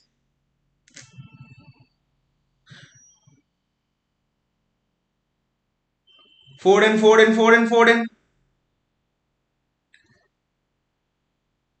Ah! What is happening? What is happening, Erling?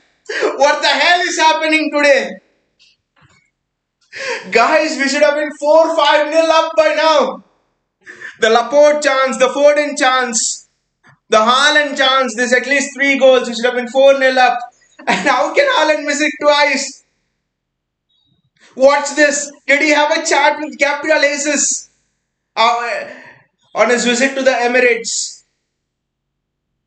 Agree, the first one was difficult. Okay, the first one was a bit difficult. Okay, a volley, but the second one at least he's taken a chest.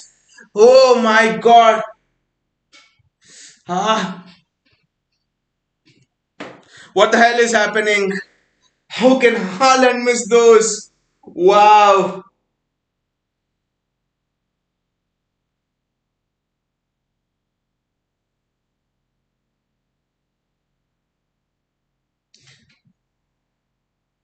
Ah, it's just getting so frustrating. And another chance actually, and Haaland should. Okay, the ball went inside him, but that is fine. Kyle Walker with going forward. Kyle Walker storming forward. Phil Foden. What the hell? How can you finish so well at the Emirates under pressure? And how can you miss an open goal here? Wow. Bernardo Silva.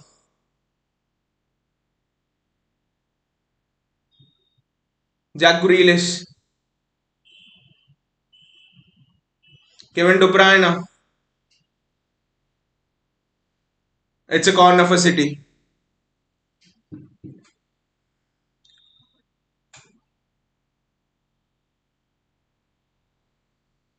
This is surely a tactic from Pep. The ball inside, ball over the back line, or ball over the Nottingham Forest back line, but corner for City, and just can't believe it's just 1-0. Phil Foden with an outswinger. Jack Grealish. Pass it to Phil, pass it to Phil, pass it to. How did he pass? Okay, I think that was a bit of a safety option, but Kevin De Bruyne, Kyle Walker, Bernardo Silva. Bloody Bernardo Silva's lost the ball here. Okay, it's good that the Nottingham Forest player lost the ball as well. Both are on the same line. Kevin De Bruyne does extremely well.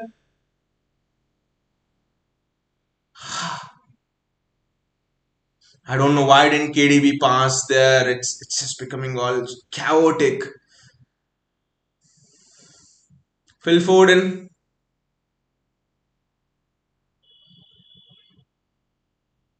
Ha! Ruben Diaz does well. Kevin De Bruyne. Kyle Walker.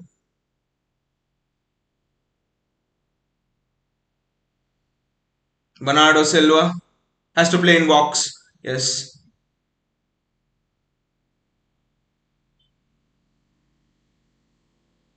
Kevin De Bruyne with the ball. Kyle Walker.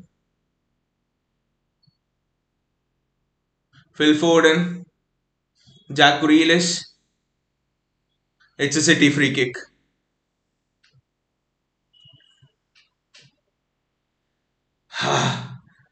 I mean, looking at all this, we have missed three of the simple chances. Foden went going through Haaland, open goal, and Laporte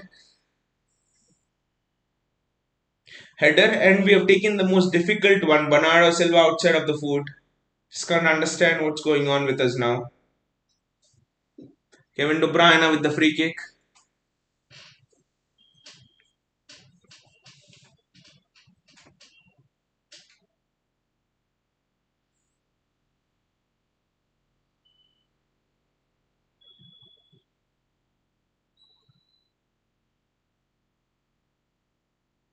Jonjo shall be going off.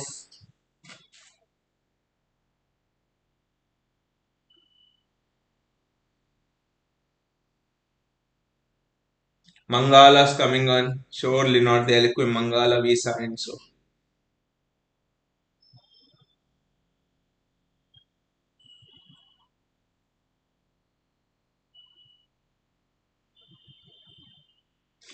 I actually want Gundogan to take this free kick just because KDB is having a bit of an off day today. But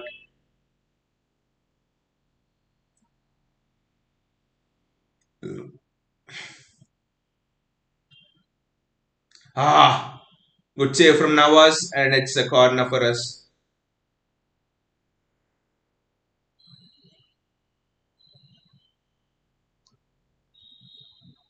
Good free kick from Gundogan. Very good free kick. Just thought it could sneak. It would sneak into the into the top corner, but Nawaz saves it well. It's a corner now, and stop we score from it.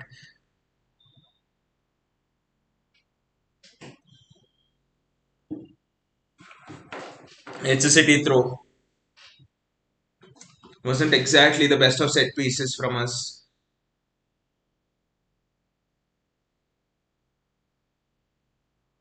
But it was actually a good header from Rodri and well defended by the Forest player.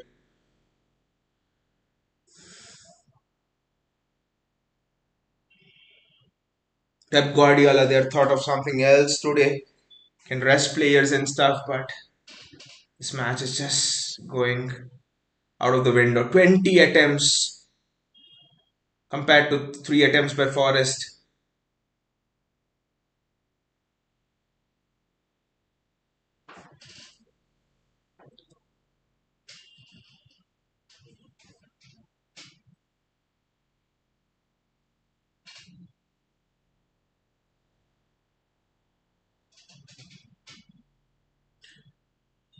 Just bloody keep the possession for some time.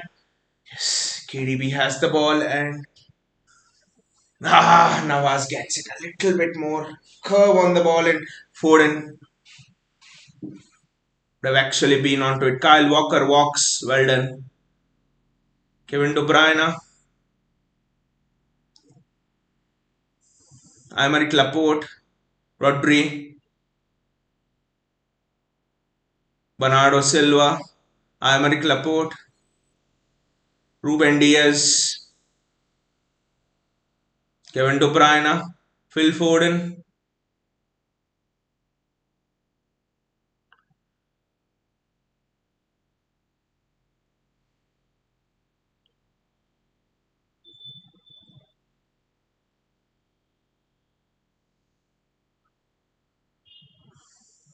I just don't know what's going on when no one's just able to control the bloody game. No one's able to control the bloody game. It's just ping pong, ping pong.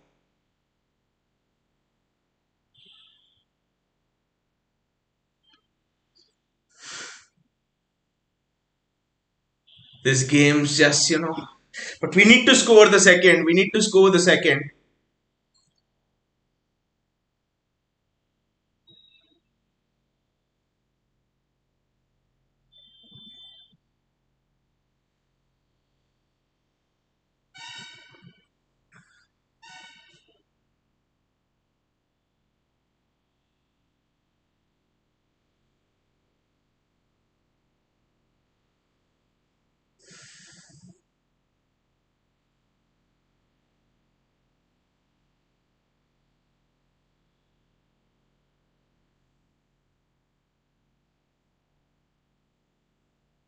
A Forest player's down and I think the referee has stopped play. This is a game of bloody basketball that is going on. Absolutely no control. It's just ping pong, and that's it.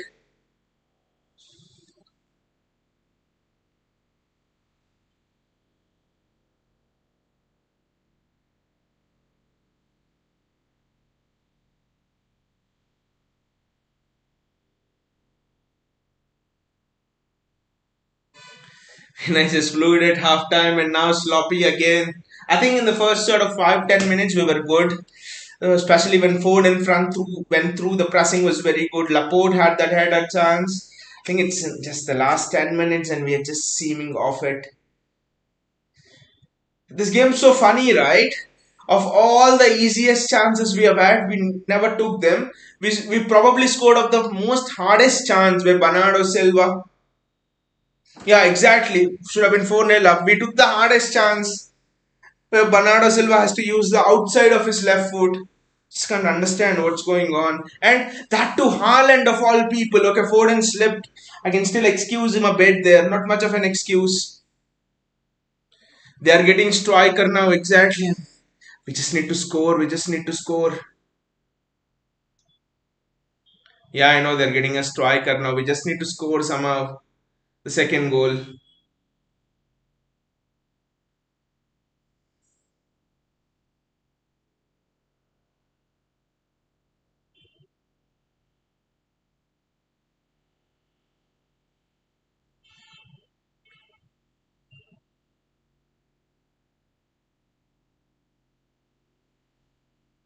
Yeah, exactly. The plan is, I mean, I think whichever team sits back, I think that is the plan to hold the opposition team 1-0 and then actually wait for the moment. Now you see they'll put so many balls into the box. I just wish Pep also brings in Ake just for this last sort of 10-12 minutes. I just want Haaland to run through and just finish off the game. 2-0 and the game's done actually. 2-0, the game's done.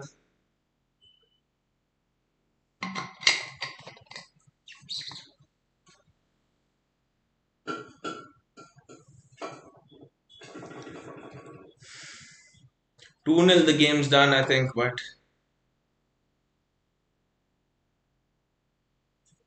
it's a City throw. Chris Wood has also come on now.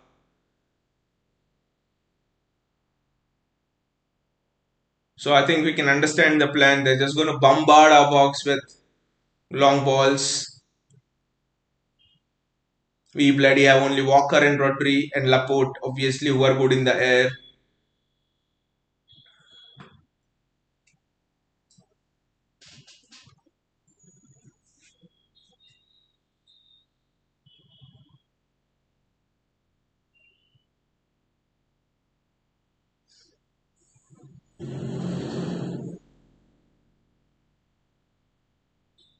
Forest are in a hurry now to do things.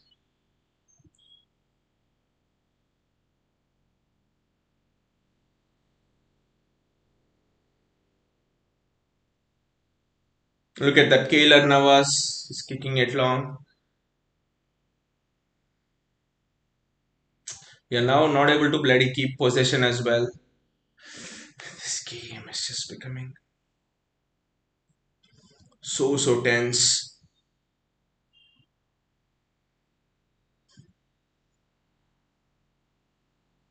Forest now building up.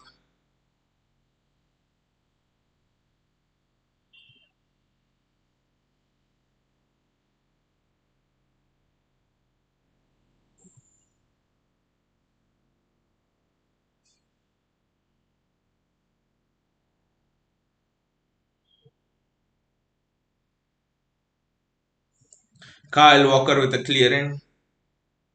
Now our time to park the bus. Probably bring Erling Haaland in into the defense.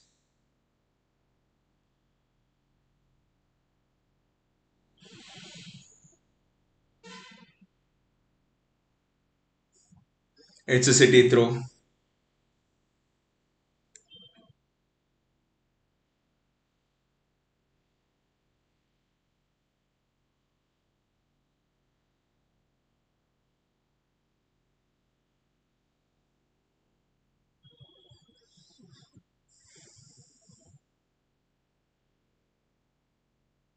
Giving the ball back to Forest again. What the hell is this?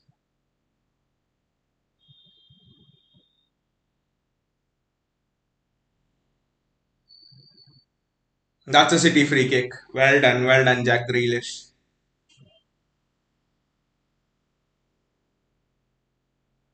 Oh my god, I think we just need to be getting used to this tension every year. Last year we had it, the year before probably not so much, but the year before we have had it. Wow, this tension, how many other times you had it, you just never get used to it. Edison with a long kick.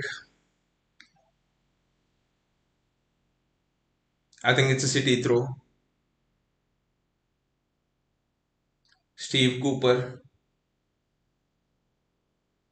small wry smile on his face.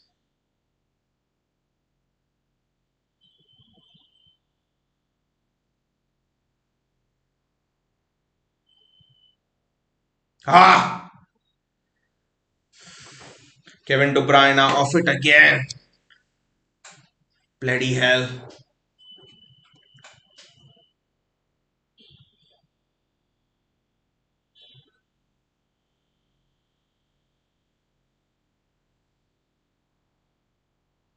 I think probably Greeley should have given it to Haaland instead of Kevin. There are two balls on the pitch.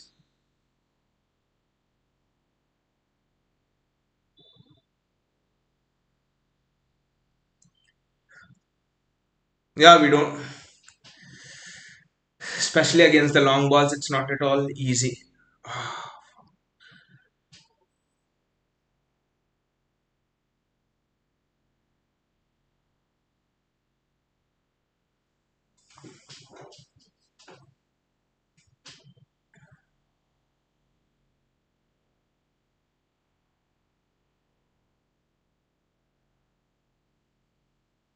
And for a score, this was bloody coming.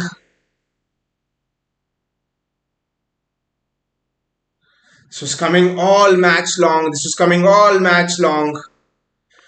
What the hell? That too in the 84th minute. Was coming, was always coming. Everything we did at the Emirates is just gone. It's just gone with this.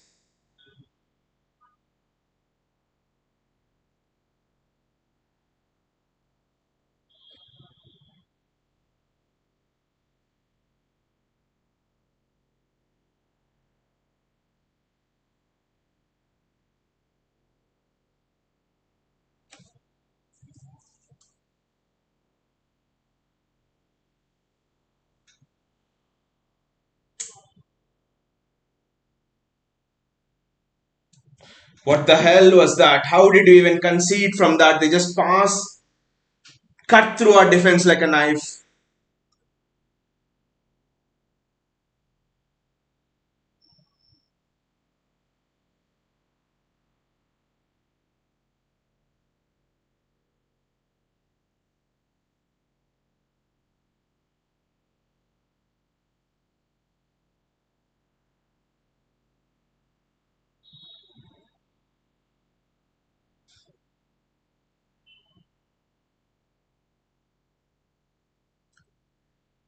I think is onside. Think is onside.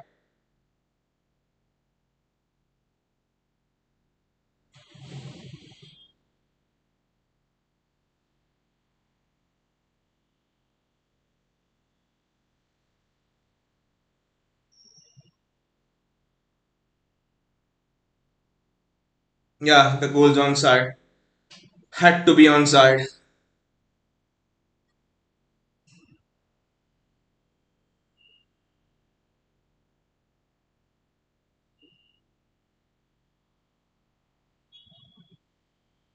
Aymeric Laporte, Bernardo Silva. Pep never had the idea of making any subs. But we bloody had so many chances to finish the game off, right? That Foden one, that Haaland open goal.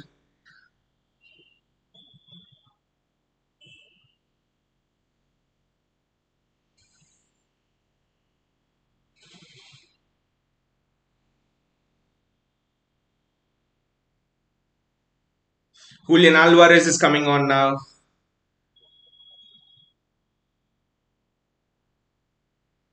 Now the crowd is also is going bonkers.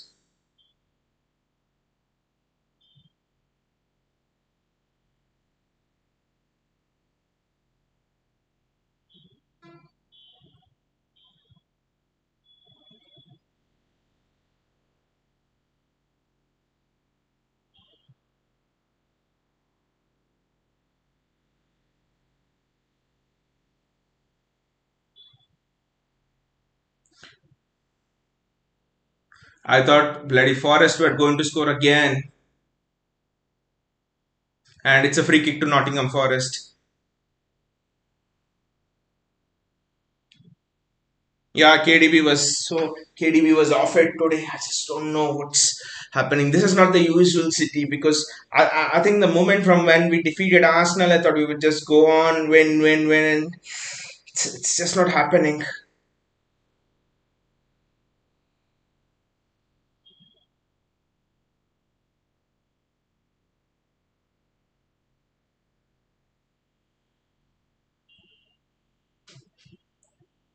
KDB, I think Pep should have actually removed KDB much early on.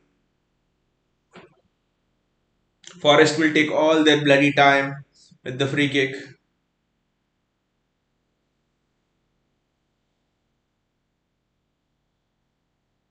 I think at the end it might be that we could just end up holding on to a bloody point. Jack Grealish, yeah, Foden, KD. I mean, so many easy chances. Erling Haaland of all people missing an open goal. Now Nathan Ake is coming on.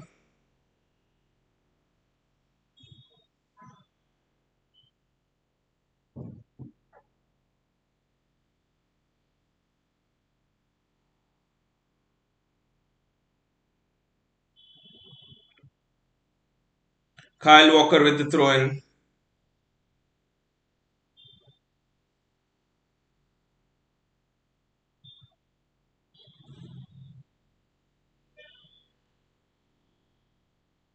Ah, Stupid cross from Kyle Walker.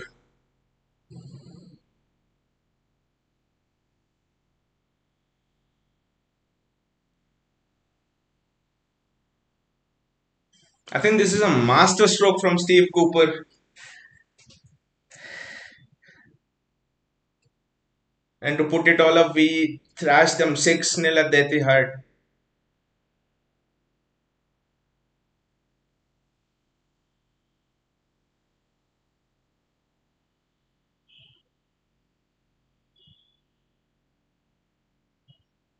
Julian Alvarez goes out for a goal kick. I wish at least, sorry, goes out for a throw in. I hope at least he gives 4 or 5 minutes of added time.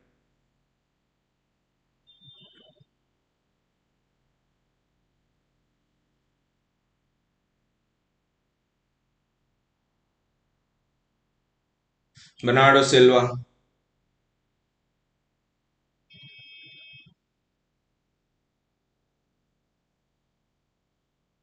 Aymeric Laporte. Yeah, he's just given bloody 4 minutes of added time.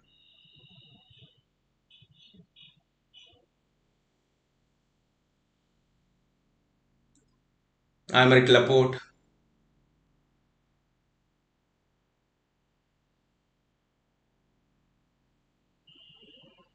Laporte, Jack Grealish, Nathan Ake,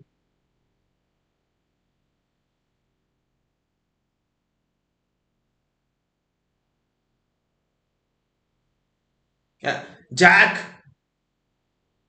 Ah,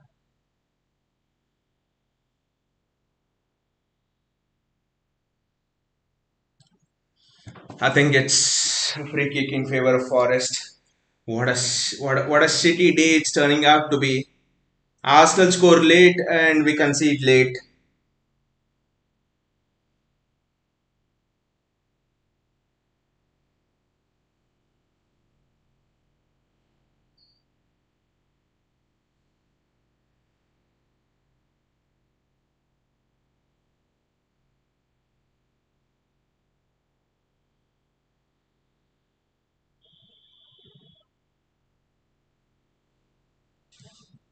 Killer Navas with the kick. Now he'll take all his time for the kick.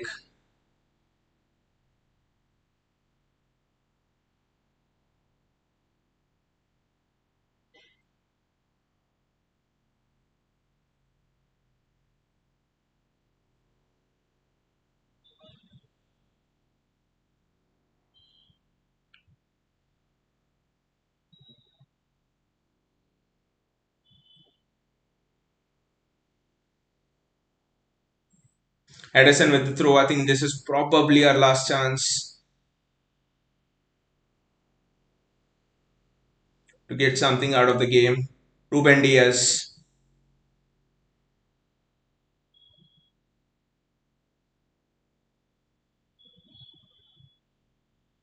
Ruben Diaz.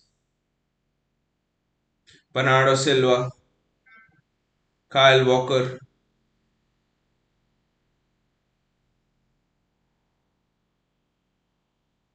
Throw it in fast, Jack.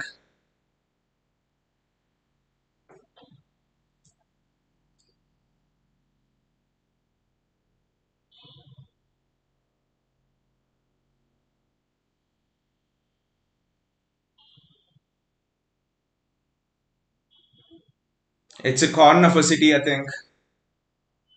Is it?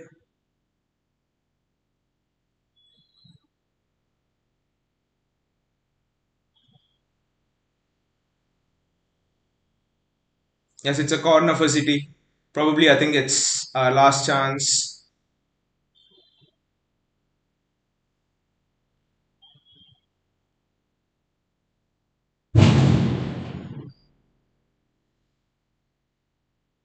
Forest clear it. Edison with the throw. Edison with the kick out. Rodri.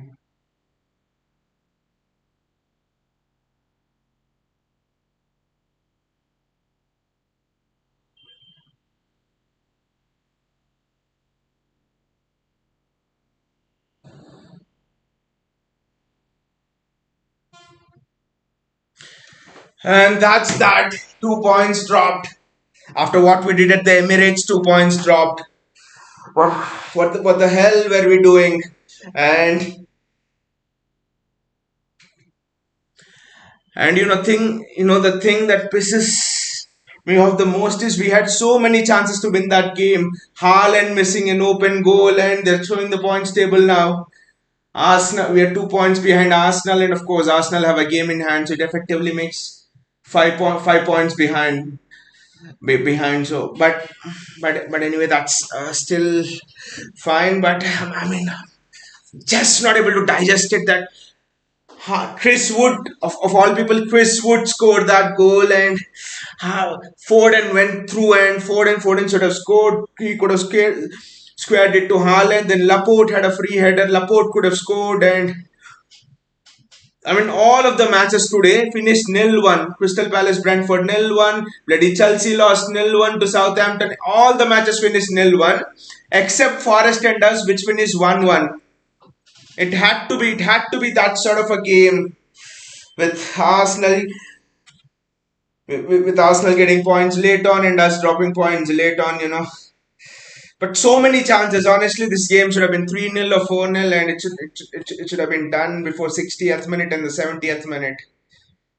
And the thing with this game is we just couldn't finish chances.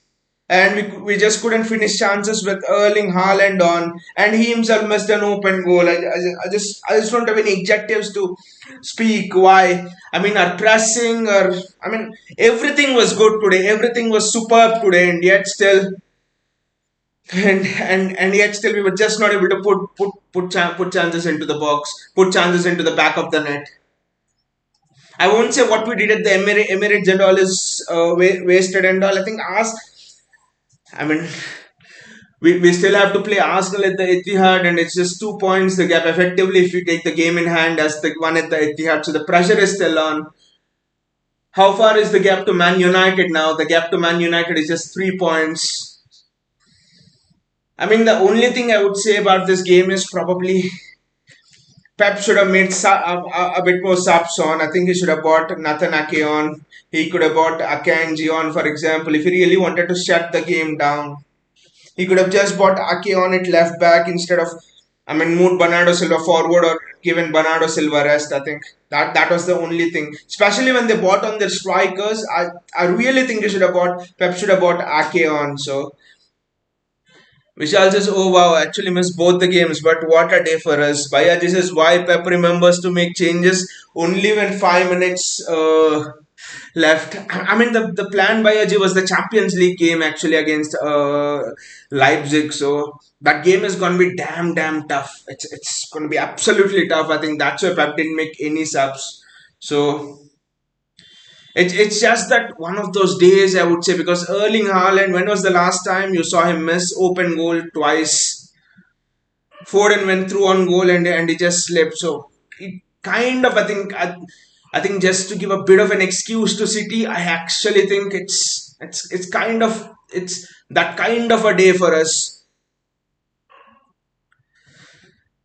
Yeah, Vishal, Leipzig are unbeaten in their last 19 games in all competitions. So it's going to be very tough. Bayaji says, why not bring a fresh player when it looked like nobody was going to score even an open goal? And KDB looked so off. KDB had at least 1-2 chances, which by his standard he should have actually put those into the back of the net. He didn't score. The passing from KDB was again off.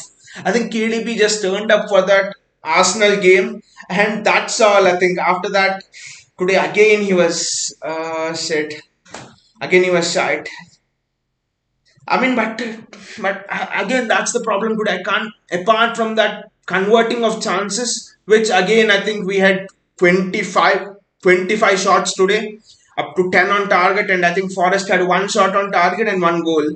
I think that is what Pep will say in his post-match press conference. He will say Forest one shot, one goal, one shot on target and one goal. We had 10 shots on target, 25 shots, and still no goals. I think that is one thing which Pep might use as an excuse, but I think poor finishing. Today, everything was good right from the approach play to everything. Forest were gonna score at some point of time. Home crowd, Chris Wood. They were making the balls up, and they were just putting it as a basketball game, ping pong, and all of those things. So Forest were going to score a goal. So it was not about defending that goal from Forest. It was about outscoring Forest. You should have scored 2-3, and you should just have been away from the site of Forest. So I think finishing is what let Pep down. The tactics from Pep, everything was superb. I think it's just that the finishing was what has let us down. And Erling Haaland missing two open goals, and you can actually, I think nothing more sums up the day than that Erling Haaland has missed two open goals. Vinay says 90% blame on players, but needs to refresh when they had strikers up front. The problem with that is he cannot bring on Ake. I mean, I think Pep has planned both Akanji and Ake for the Leipzig game. Laporte is not going to play in that Leipzig game because the front three of Leipzig are extremely pacey. So I think the back four for Leipzig is going to be, I think, Walker, Diaz, Akanji, and Ake. I think that's going to be the back four. No way he's going to play Bernardo Silva on the left wing, actually. So I actually think that's the reason why he has not bought an Akanji and has not bought an Ake. So I mean, you actually can't blame Pep for this as well. I think the blame has to be completely on the players. Yeah, but probably I agree with what Bayaji said here that he should have bought on Alvarez much earlier. He should have bought on Alvarez in the 80th minute. He should have bought on someone like a Mahrez, for example, in the 80th minute. I think he should have refreshed our attacking talent. I think that is one thing I actually agree. Vinay says kit is cursed. Rubbish Puma. This kit and also that maroon kit both are cursed, right? I mean, when does Erling Haaland miss an open goal? Still I can't figure it out. How does Erling Haaland miss that open goal? I just do not know. I just think that there are some games where you have 20-25 shots and the ball just doesn't want to go in. You just cannot do anything. Laporte with a bullet header, you just cannot do anything. You would say that it's written in the stars that the opposition score, right? Because it was a perfect play for perfect game plan for Nottingham Forest. 85th minute, 1-0. They bought on the striker. They score in the 87th minute.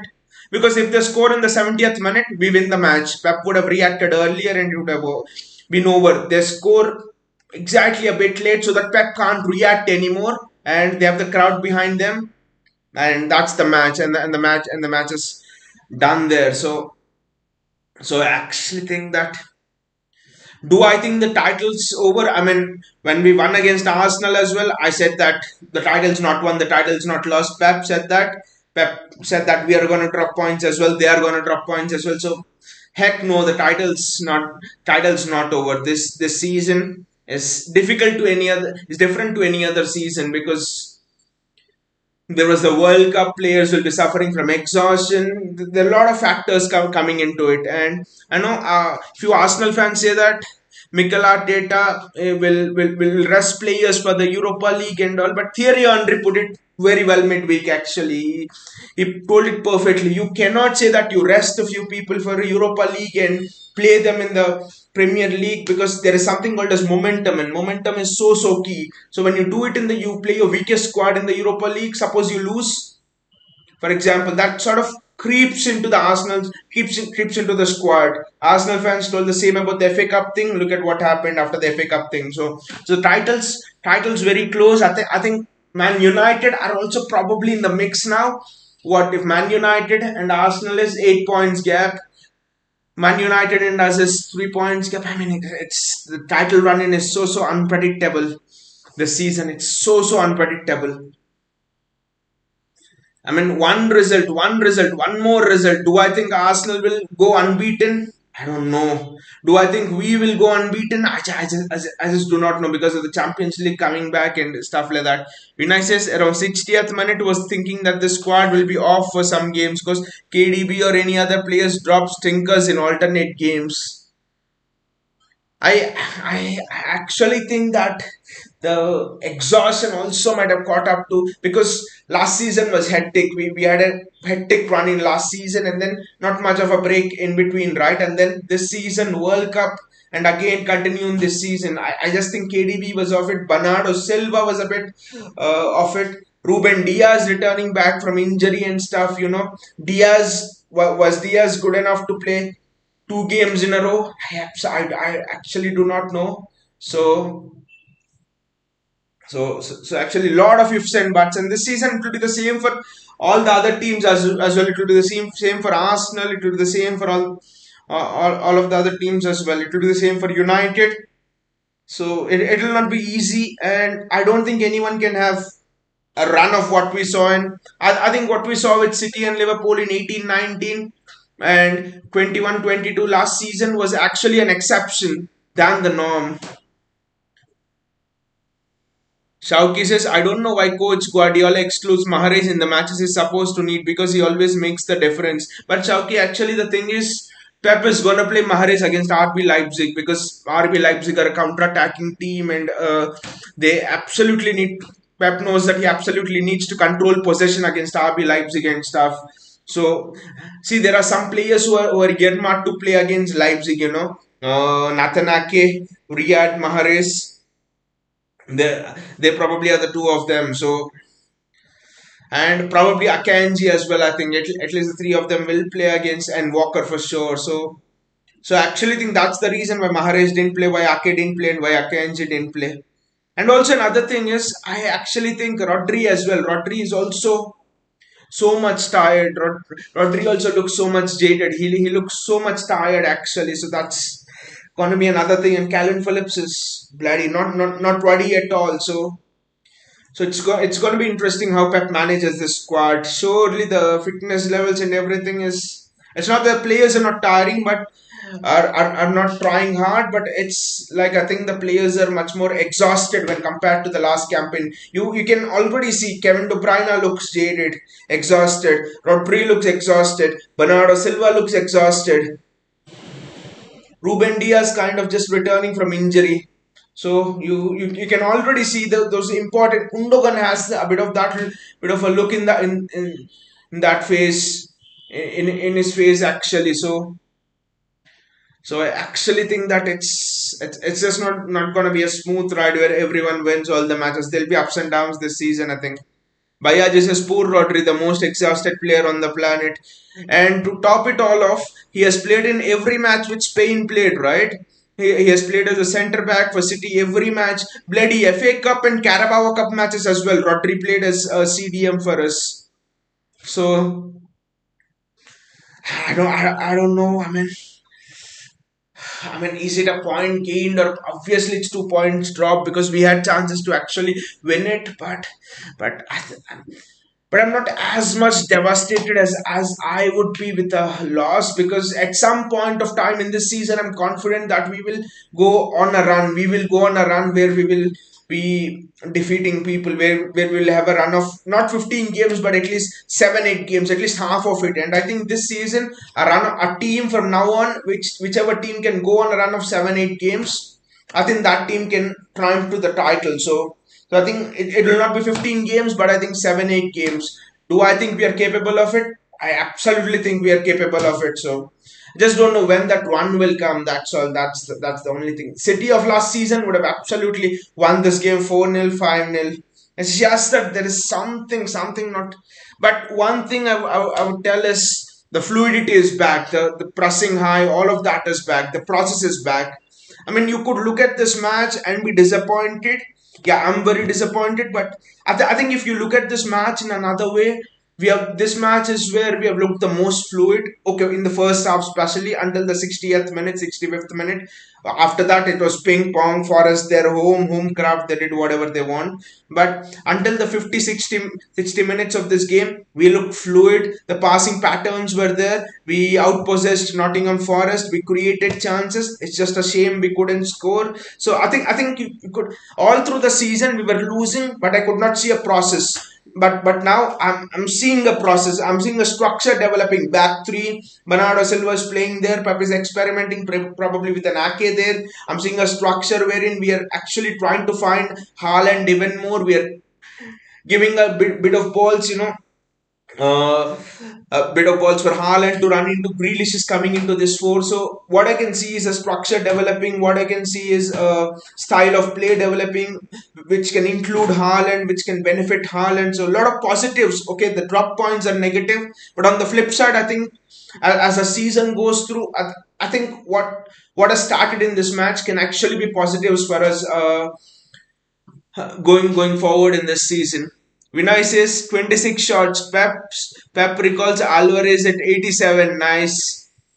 I mean, Vinay, of those 26 shots, two open goals for Erling Haaland, right? Erling Haaland, the best striker on the planet. How did he miss that open goal? Can never know. I can never know. So it just sums up the day, I think. Haaland missing that open goal. I think when Haaland missed that open goal, I was like, probably that actually sums up the day. And if we are lucky, we get out with a 1-0 draw. Inai says, whenever we feel we'll go on a run, inconsistency strikes. KDB age is hitting him slowly. No more Silva at left back. But when I Silva at left back was honestly not the problem. I think it was not honestly the reason why we conceded that goal. Forest at home, I just think it was very difficult to keep a clean sheet. Forest at home, you knew you had to score two, three, or four. You at least needed to score two goals. Forest at home, you knew that they were gonna score at some point with the crowd behind such a compact stadium. Forest are unbeaten at the stadium in the last six matches. So I actually think that kind of a thing was already coming. That goal from Forest was coming. But yeah, you're right. KDB is just looking jaded and he is looking tired.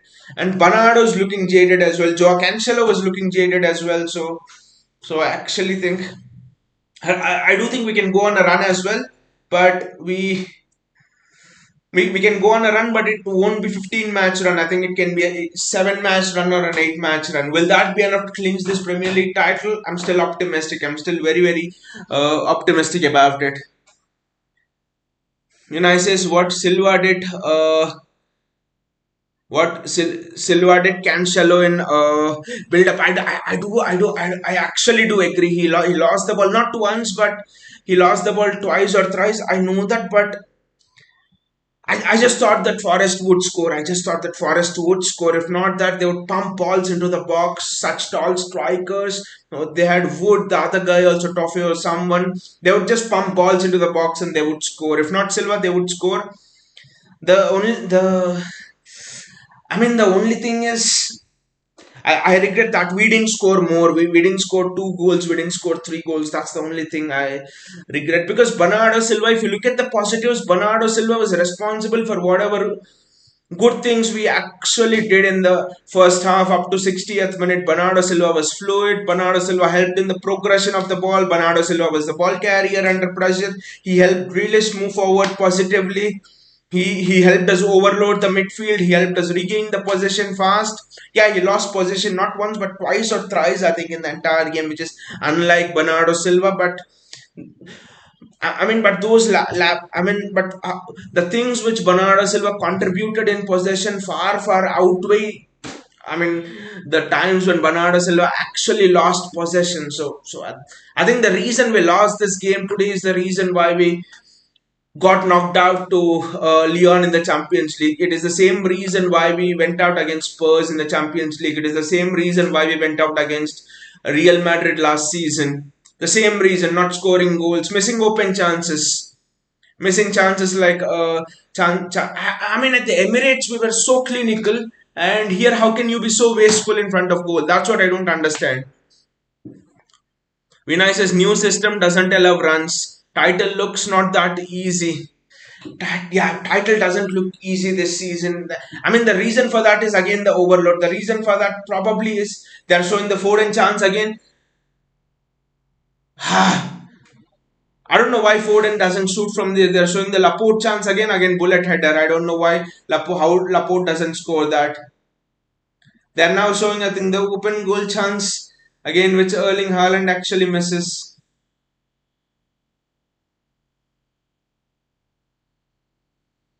This is again all the way back to the Community Shield, right? I mean, Gundogan free kick hitting the top of the bar. So there were so many chances, so many chances. I hope that Haaland goes on another run of 25 goals after this. Actually, I know Vinay, this new system. Also, this new system makes you vulnerable to runs in behind, right? That's where Forest got their goal. For example, they're actually showing the goal here. Bernardo Silva. Look at that. Bernardo Silva was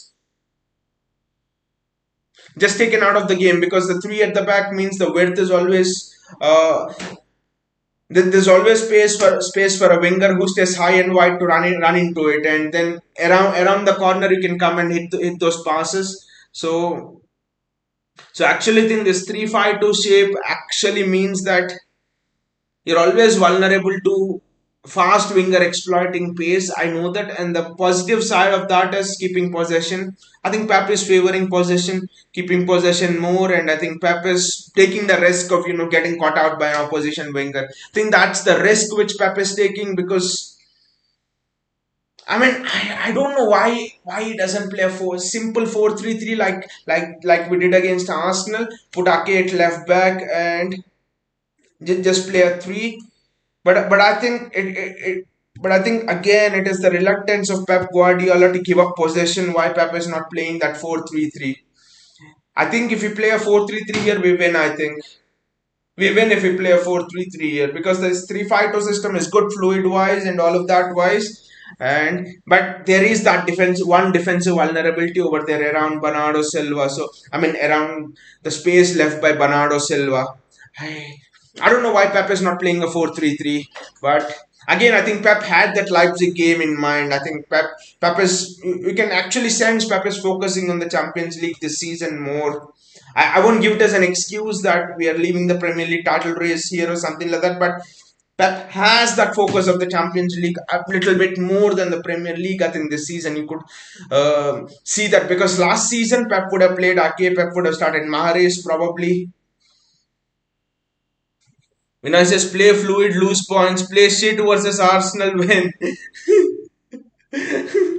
I mean, it's that kind of a day, Vinay, I think also because Arsenal played very shit today against Aston Villa. If you can see all of their goals they scored was they're all outside of the box shots and all of that. Their shots go in and our shots hit the bar. It's just football, sometimes. Sometimes it's. I mean, how can Haaland finish a difficult chance with his third goal against Arsenal, and how can he miss an open goal here?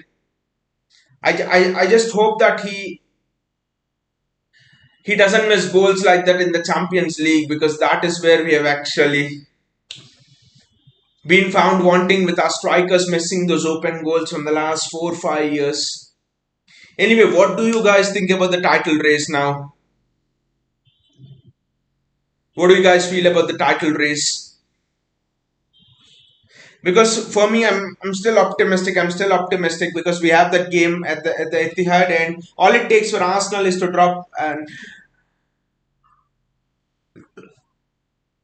draw one match, and we are even. All it takes for Arsenal is to just draw one match. So I actually think that the title race is on. The title race is definitely on. It's just that we have to focus on Leipzig now, and I think we have Bournemouth away as well at the weekend, so we have to get the job done. I think I don't see Arsenal going unbeaten from now till the end of the season. I think that's just not gonna happen. Actually, the thing is, can we go on an unbeaten run? I don't know. That's the question mark. If it was the City of the previous seasons, I would probably say yes. But this season, I don't know. I don't know. And Pep said that both the teams will drop points, so he might have known. Because last season or 2018-19, Pep never said that there's a chance both the teams will drop points and all. Pep was always like focus on the next game, focus on the next game, focus on the next game. But this season, Pep is like it's a little bit different in the way he's doing his post match press conferences. Is like both the teams will drop points, both the teams will drop points and things like that. So I think if a 2 point lead with a game in hand, but we have to think that the game in hand is at the Etihad, so a potential 2 point lead is actually nothing. I think it's just one game and one draw, and the lead is erased. So I'm still optimistic. I'm still very optimistic. I'm looking forward to the Leipzig game. Arsenal, when I says Arsenal drop points, we can't get results. That's how it has been, right? And I mean, just see the fixtures as well. Arsenal drop points against Everton, and we had to bloody go into that North London stadium in Spurs, where we haven't won a single game since the last 3 4 years. It's just I don't know. It's just it's just been that kind of a season. But would I drop points here, or would I drop points against Leipzig? I think of these three away games, probably I think I would have not drawn with Leipzig, for example. I would not have taken a draw with Leipzig. I think Arsenal away, Leipzig, sorry, not Forest away, Leipzig away. I actually think I would have taken a draw at Forest away. It might seem strange, but Leipzig 1-1 draw. They come to Etihad and they play on the counter. No, it's still going to be a big ask for us counter-attacking team. I actually will prefer us drawing this match against Forest and go and defeating Leipzig by 2-0, 3-0 or something like that. So I actually think a lot of games to come. European fixtures also will start now. Arsenal will also have Europe. And like Thierry Henry said, momentum is key here. You can't say I'll play a B team in Europe and I'll play an A team in the Premier League. Just like FA Cup, momentum can play a big part, and Arteta would have realized that. So this season, I think it's just starting to roll on. This season is just starting to move on a bit. This season is just starting to engage now. It's unlike a traditional season, like we have always been saying. Vinay says, yeah, you're right. Pep was thinking of UCL. It's just that Foden, Haaland cost us drop points. Yeah, Foden, because honestly, the chances that fell to Haaland, I mean, what else can Pep do, right? The coach can help create chances. That's all. In the final third, it's the players who have to take them. A prime KDB would he himself would have had an hat trick today. How much time did KDB have to place his shots? Right, so much time. Laporte missing that header. A Haaland with blindfolds to his eyes would still actually have scored those two goals. Foden running through, and when was the last time you actually saw? I mean, did Foden emulate Raheem Sterling? I mean, what Foden did there was what exactly Raheem Sterling did a lot in his City career. To a small extent, what Gabriel Jesus did. I think Haaland today became Gabriel Jesus. Foden today became Raheem Sterling. Yeah, Vinay, off day, move on. Yeah, I mean, I actually think Vinay, you could actually look at it in another way. What if Bernardo Silva didn't score that outside of the foot banger? We could have lost it. It would have been a point. It would have actually been 3 points dropped. I think we can look at it like this. It's a point gained on a very tough day, tough stadium, tough away stadium. We needed a banger. These kind of days. These kind of days happen, right? These kind of days happen in a game of football where you have seasons past. There were games even in the Centurion season, right? We have 30 shots on goal, and you just can't get the goal, and you just can't let the ball cross the line. You have sometimes a 30 35 shots. Haaland misses open goal, so it happens. I think I prefer to look at it in a way as if it's a point gained than than 2 points lost, because honestly, this day told us that we would lose 1-0 to Nottingham Forest if not for that Bernardo Silva banger. So just move on. You never know. This 1 point could be the difference in the end in the title race, like it happened in the 18-19 season, 21-22 season. So you never know. You never know. You never know till the end what will happen. So anyway, guys, thank you so much for joining the podcast. It's just an off day. Everyone has off days, so off days, and it's good that we have an off day here than we had against a direct opponent in Arsenal, or we had an off day against, or we actually had an off day in the Leipzig game, for example. They are showing that Haaland penalty. I actually think if you see it closely, was it a penalty? Was it a penalty? Perhaps I don't know. Perhaps it's not. Pep thinks it's a penalty, but anyway, guys, thank you so much for joining me and see you all, guys. Take care.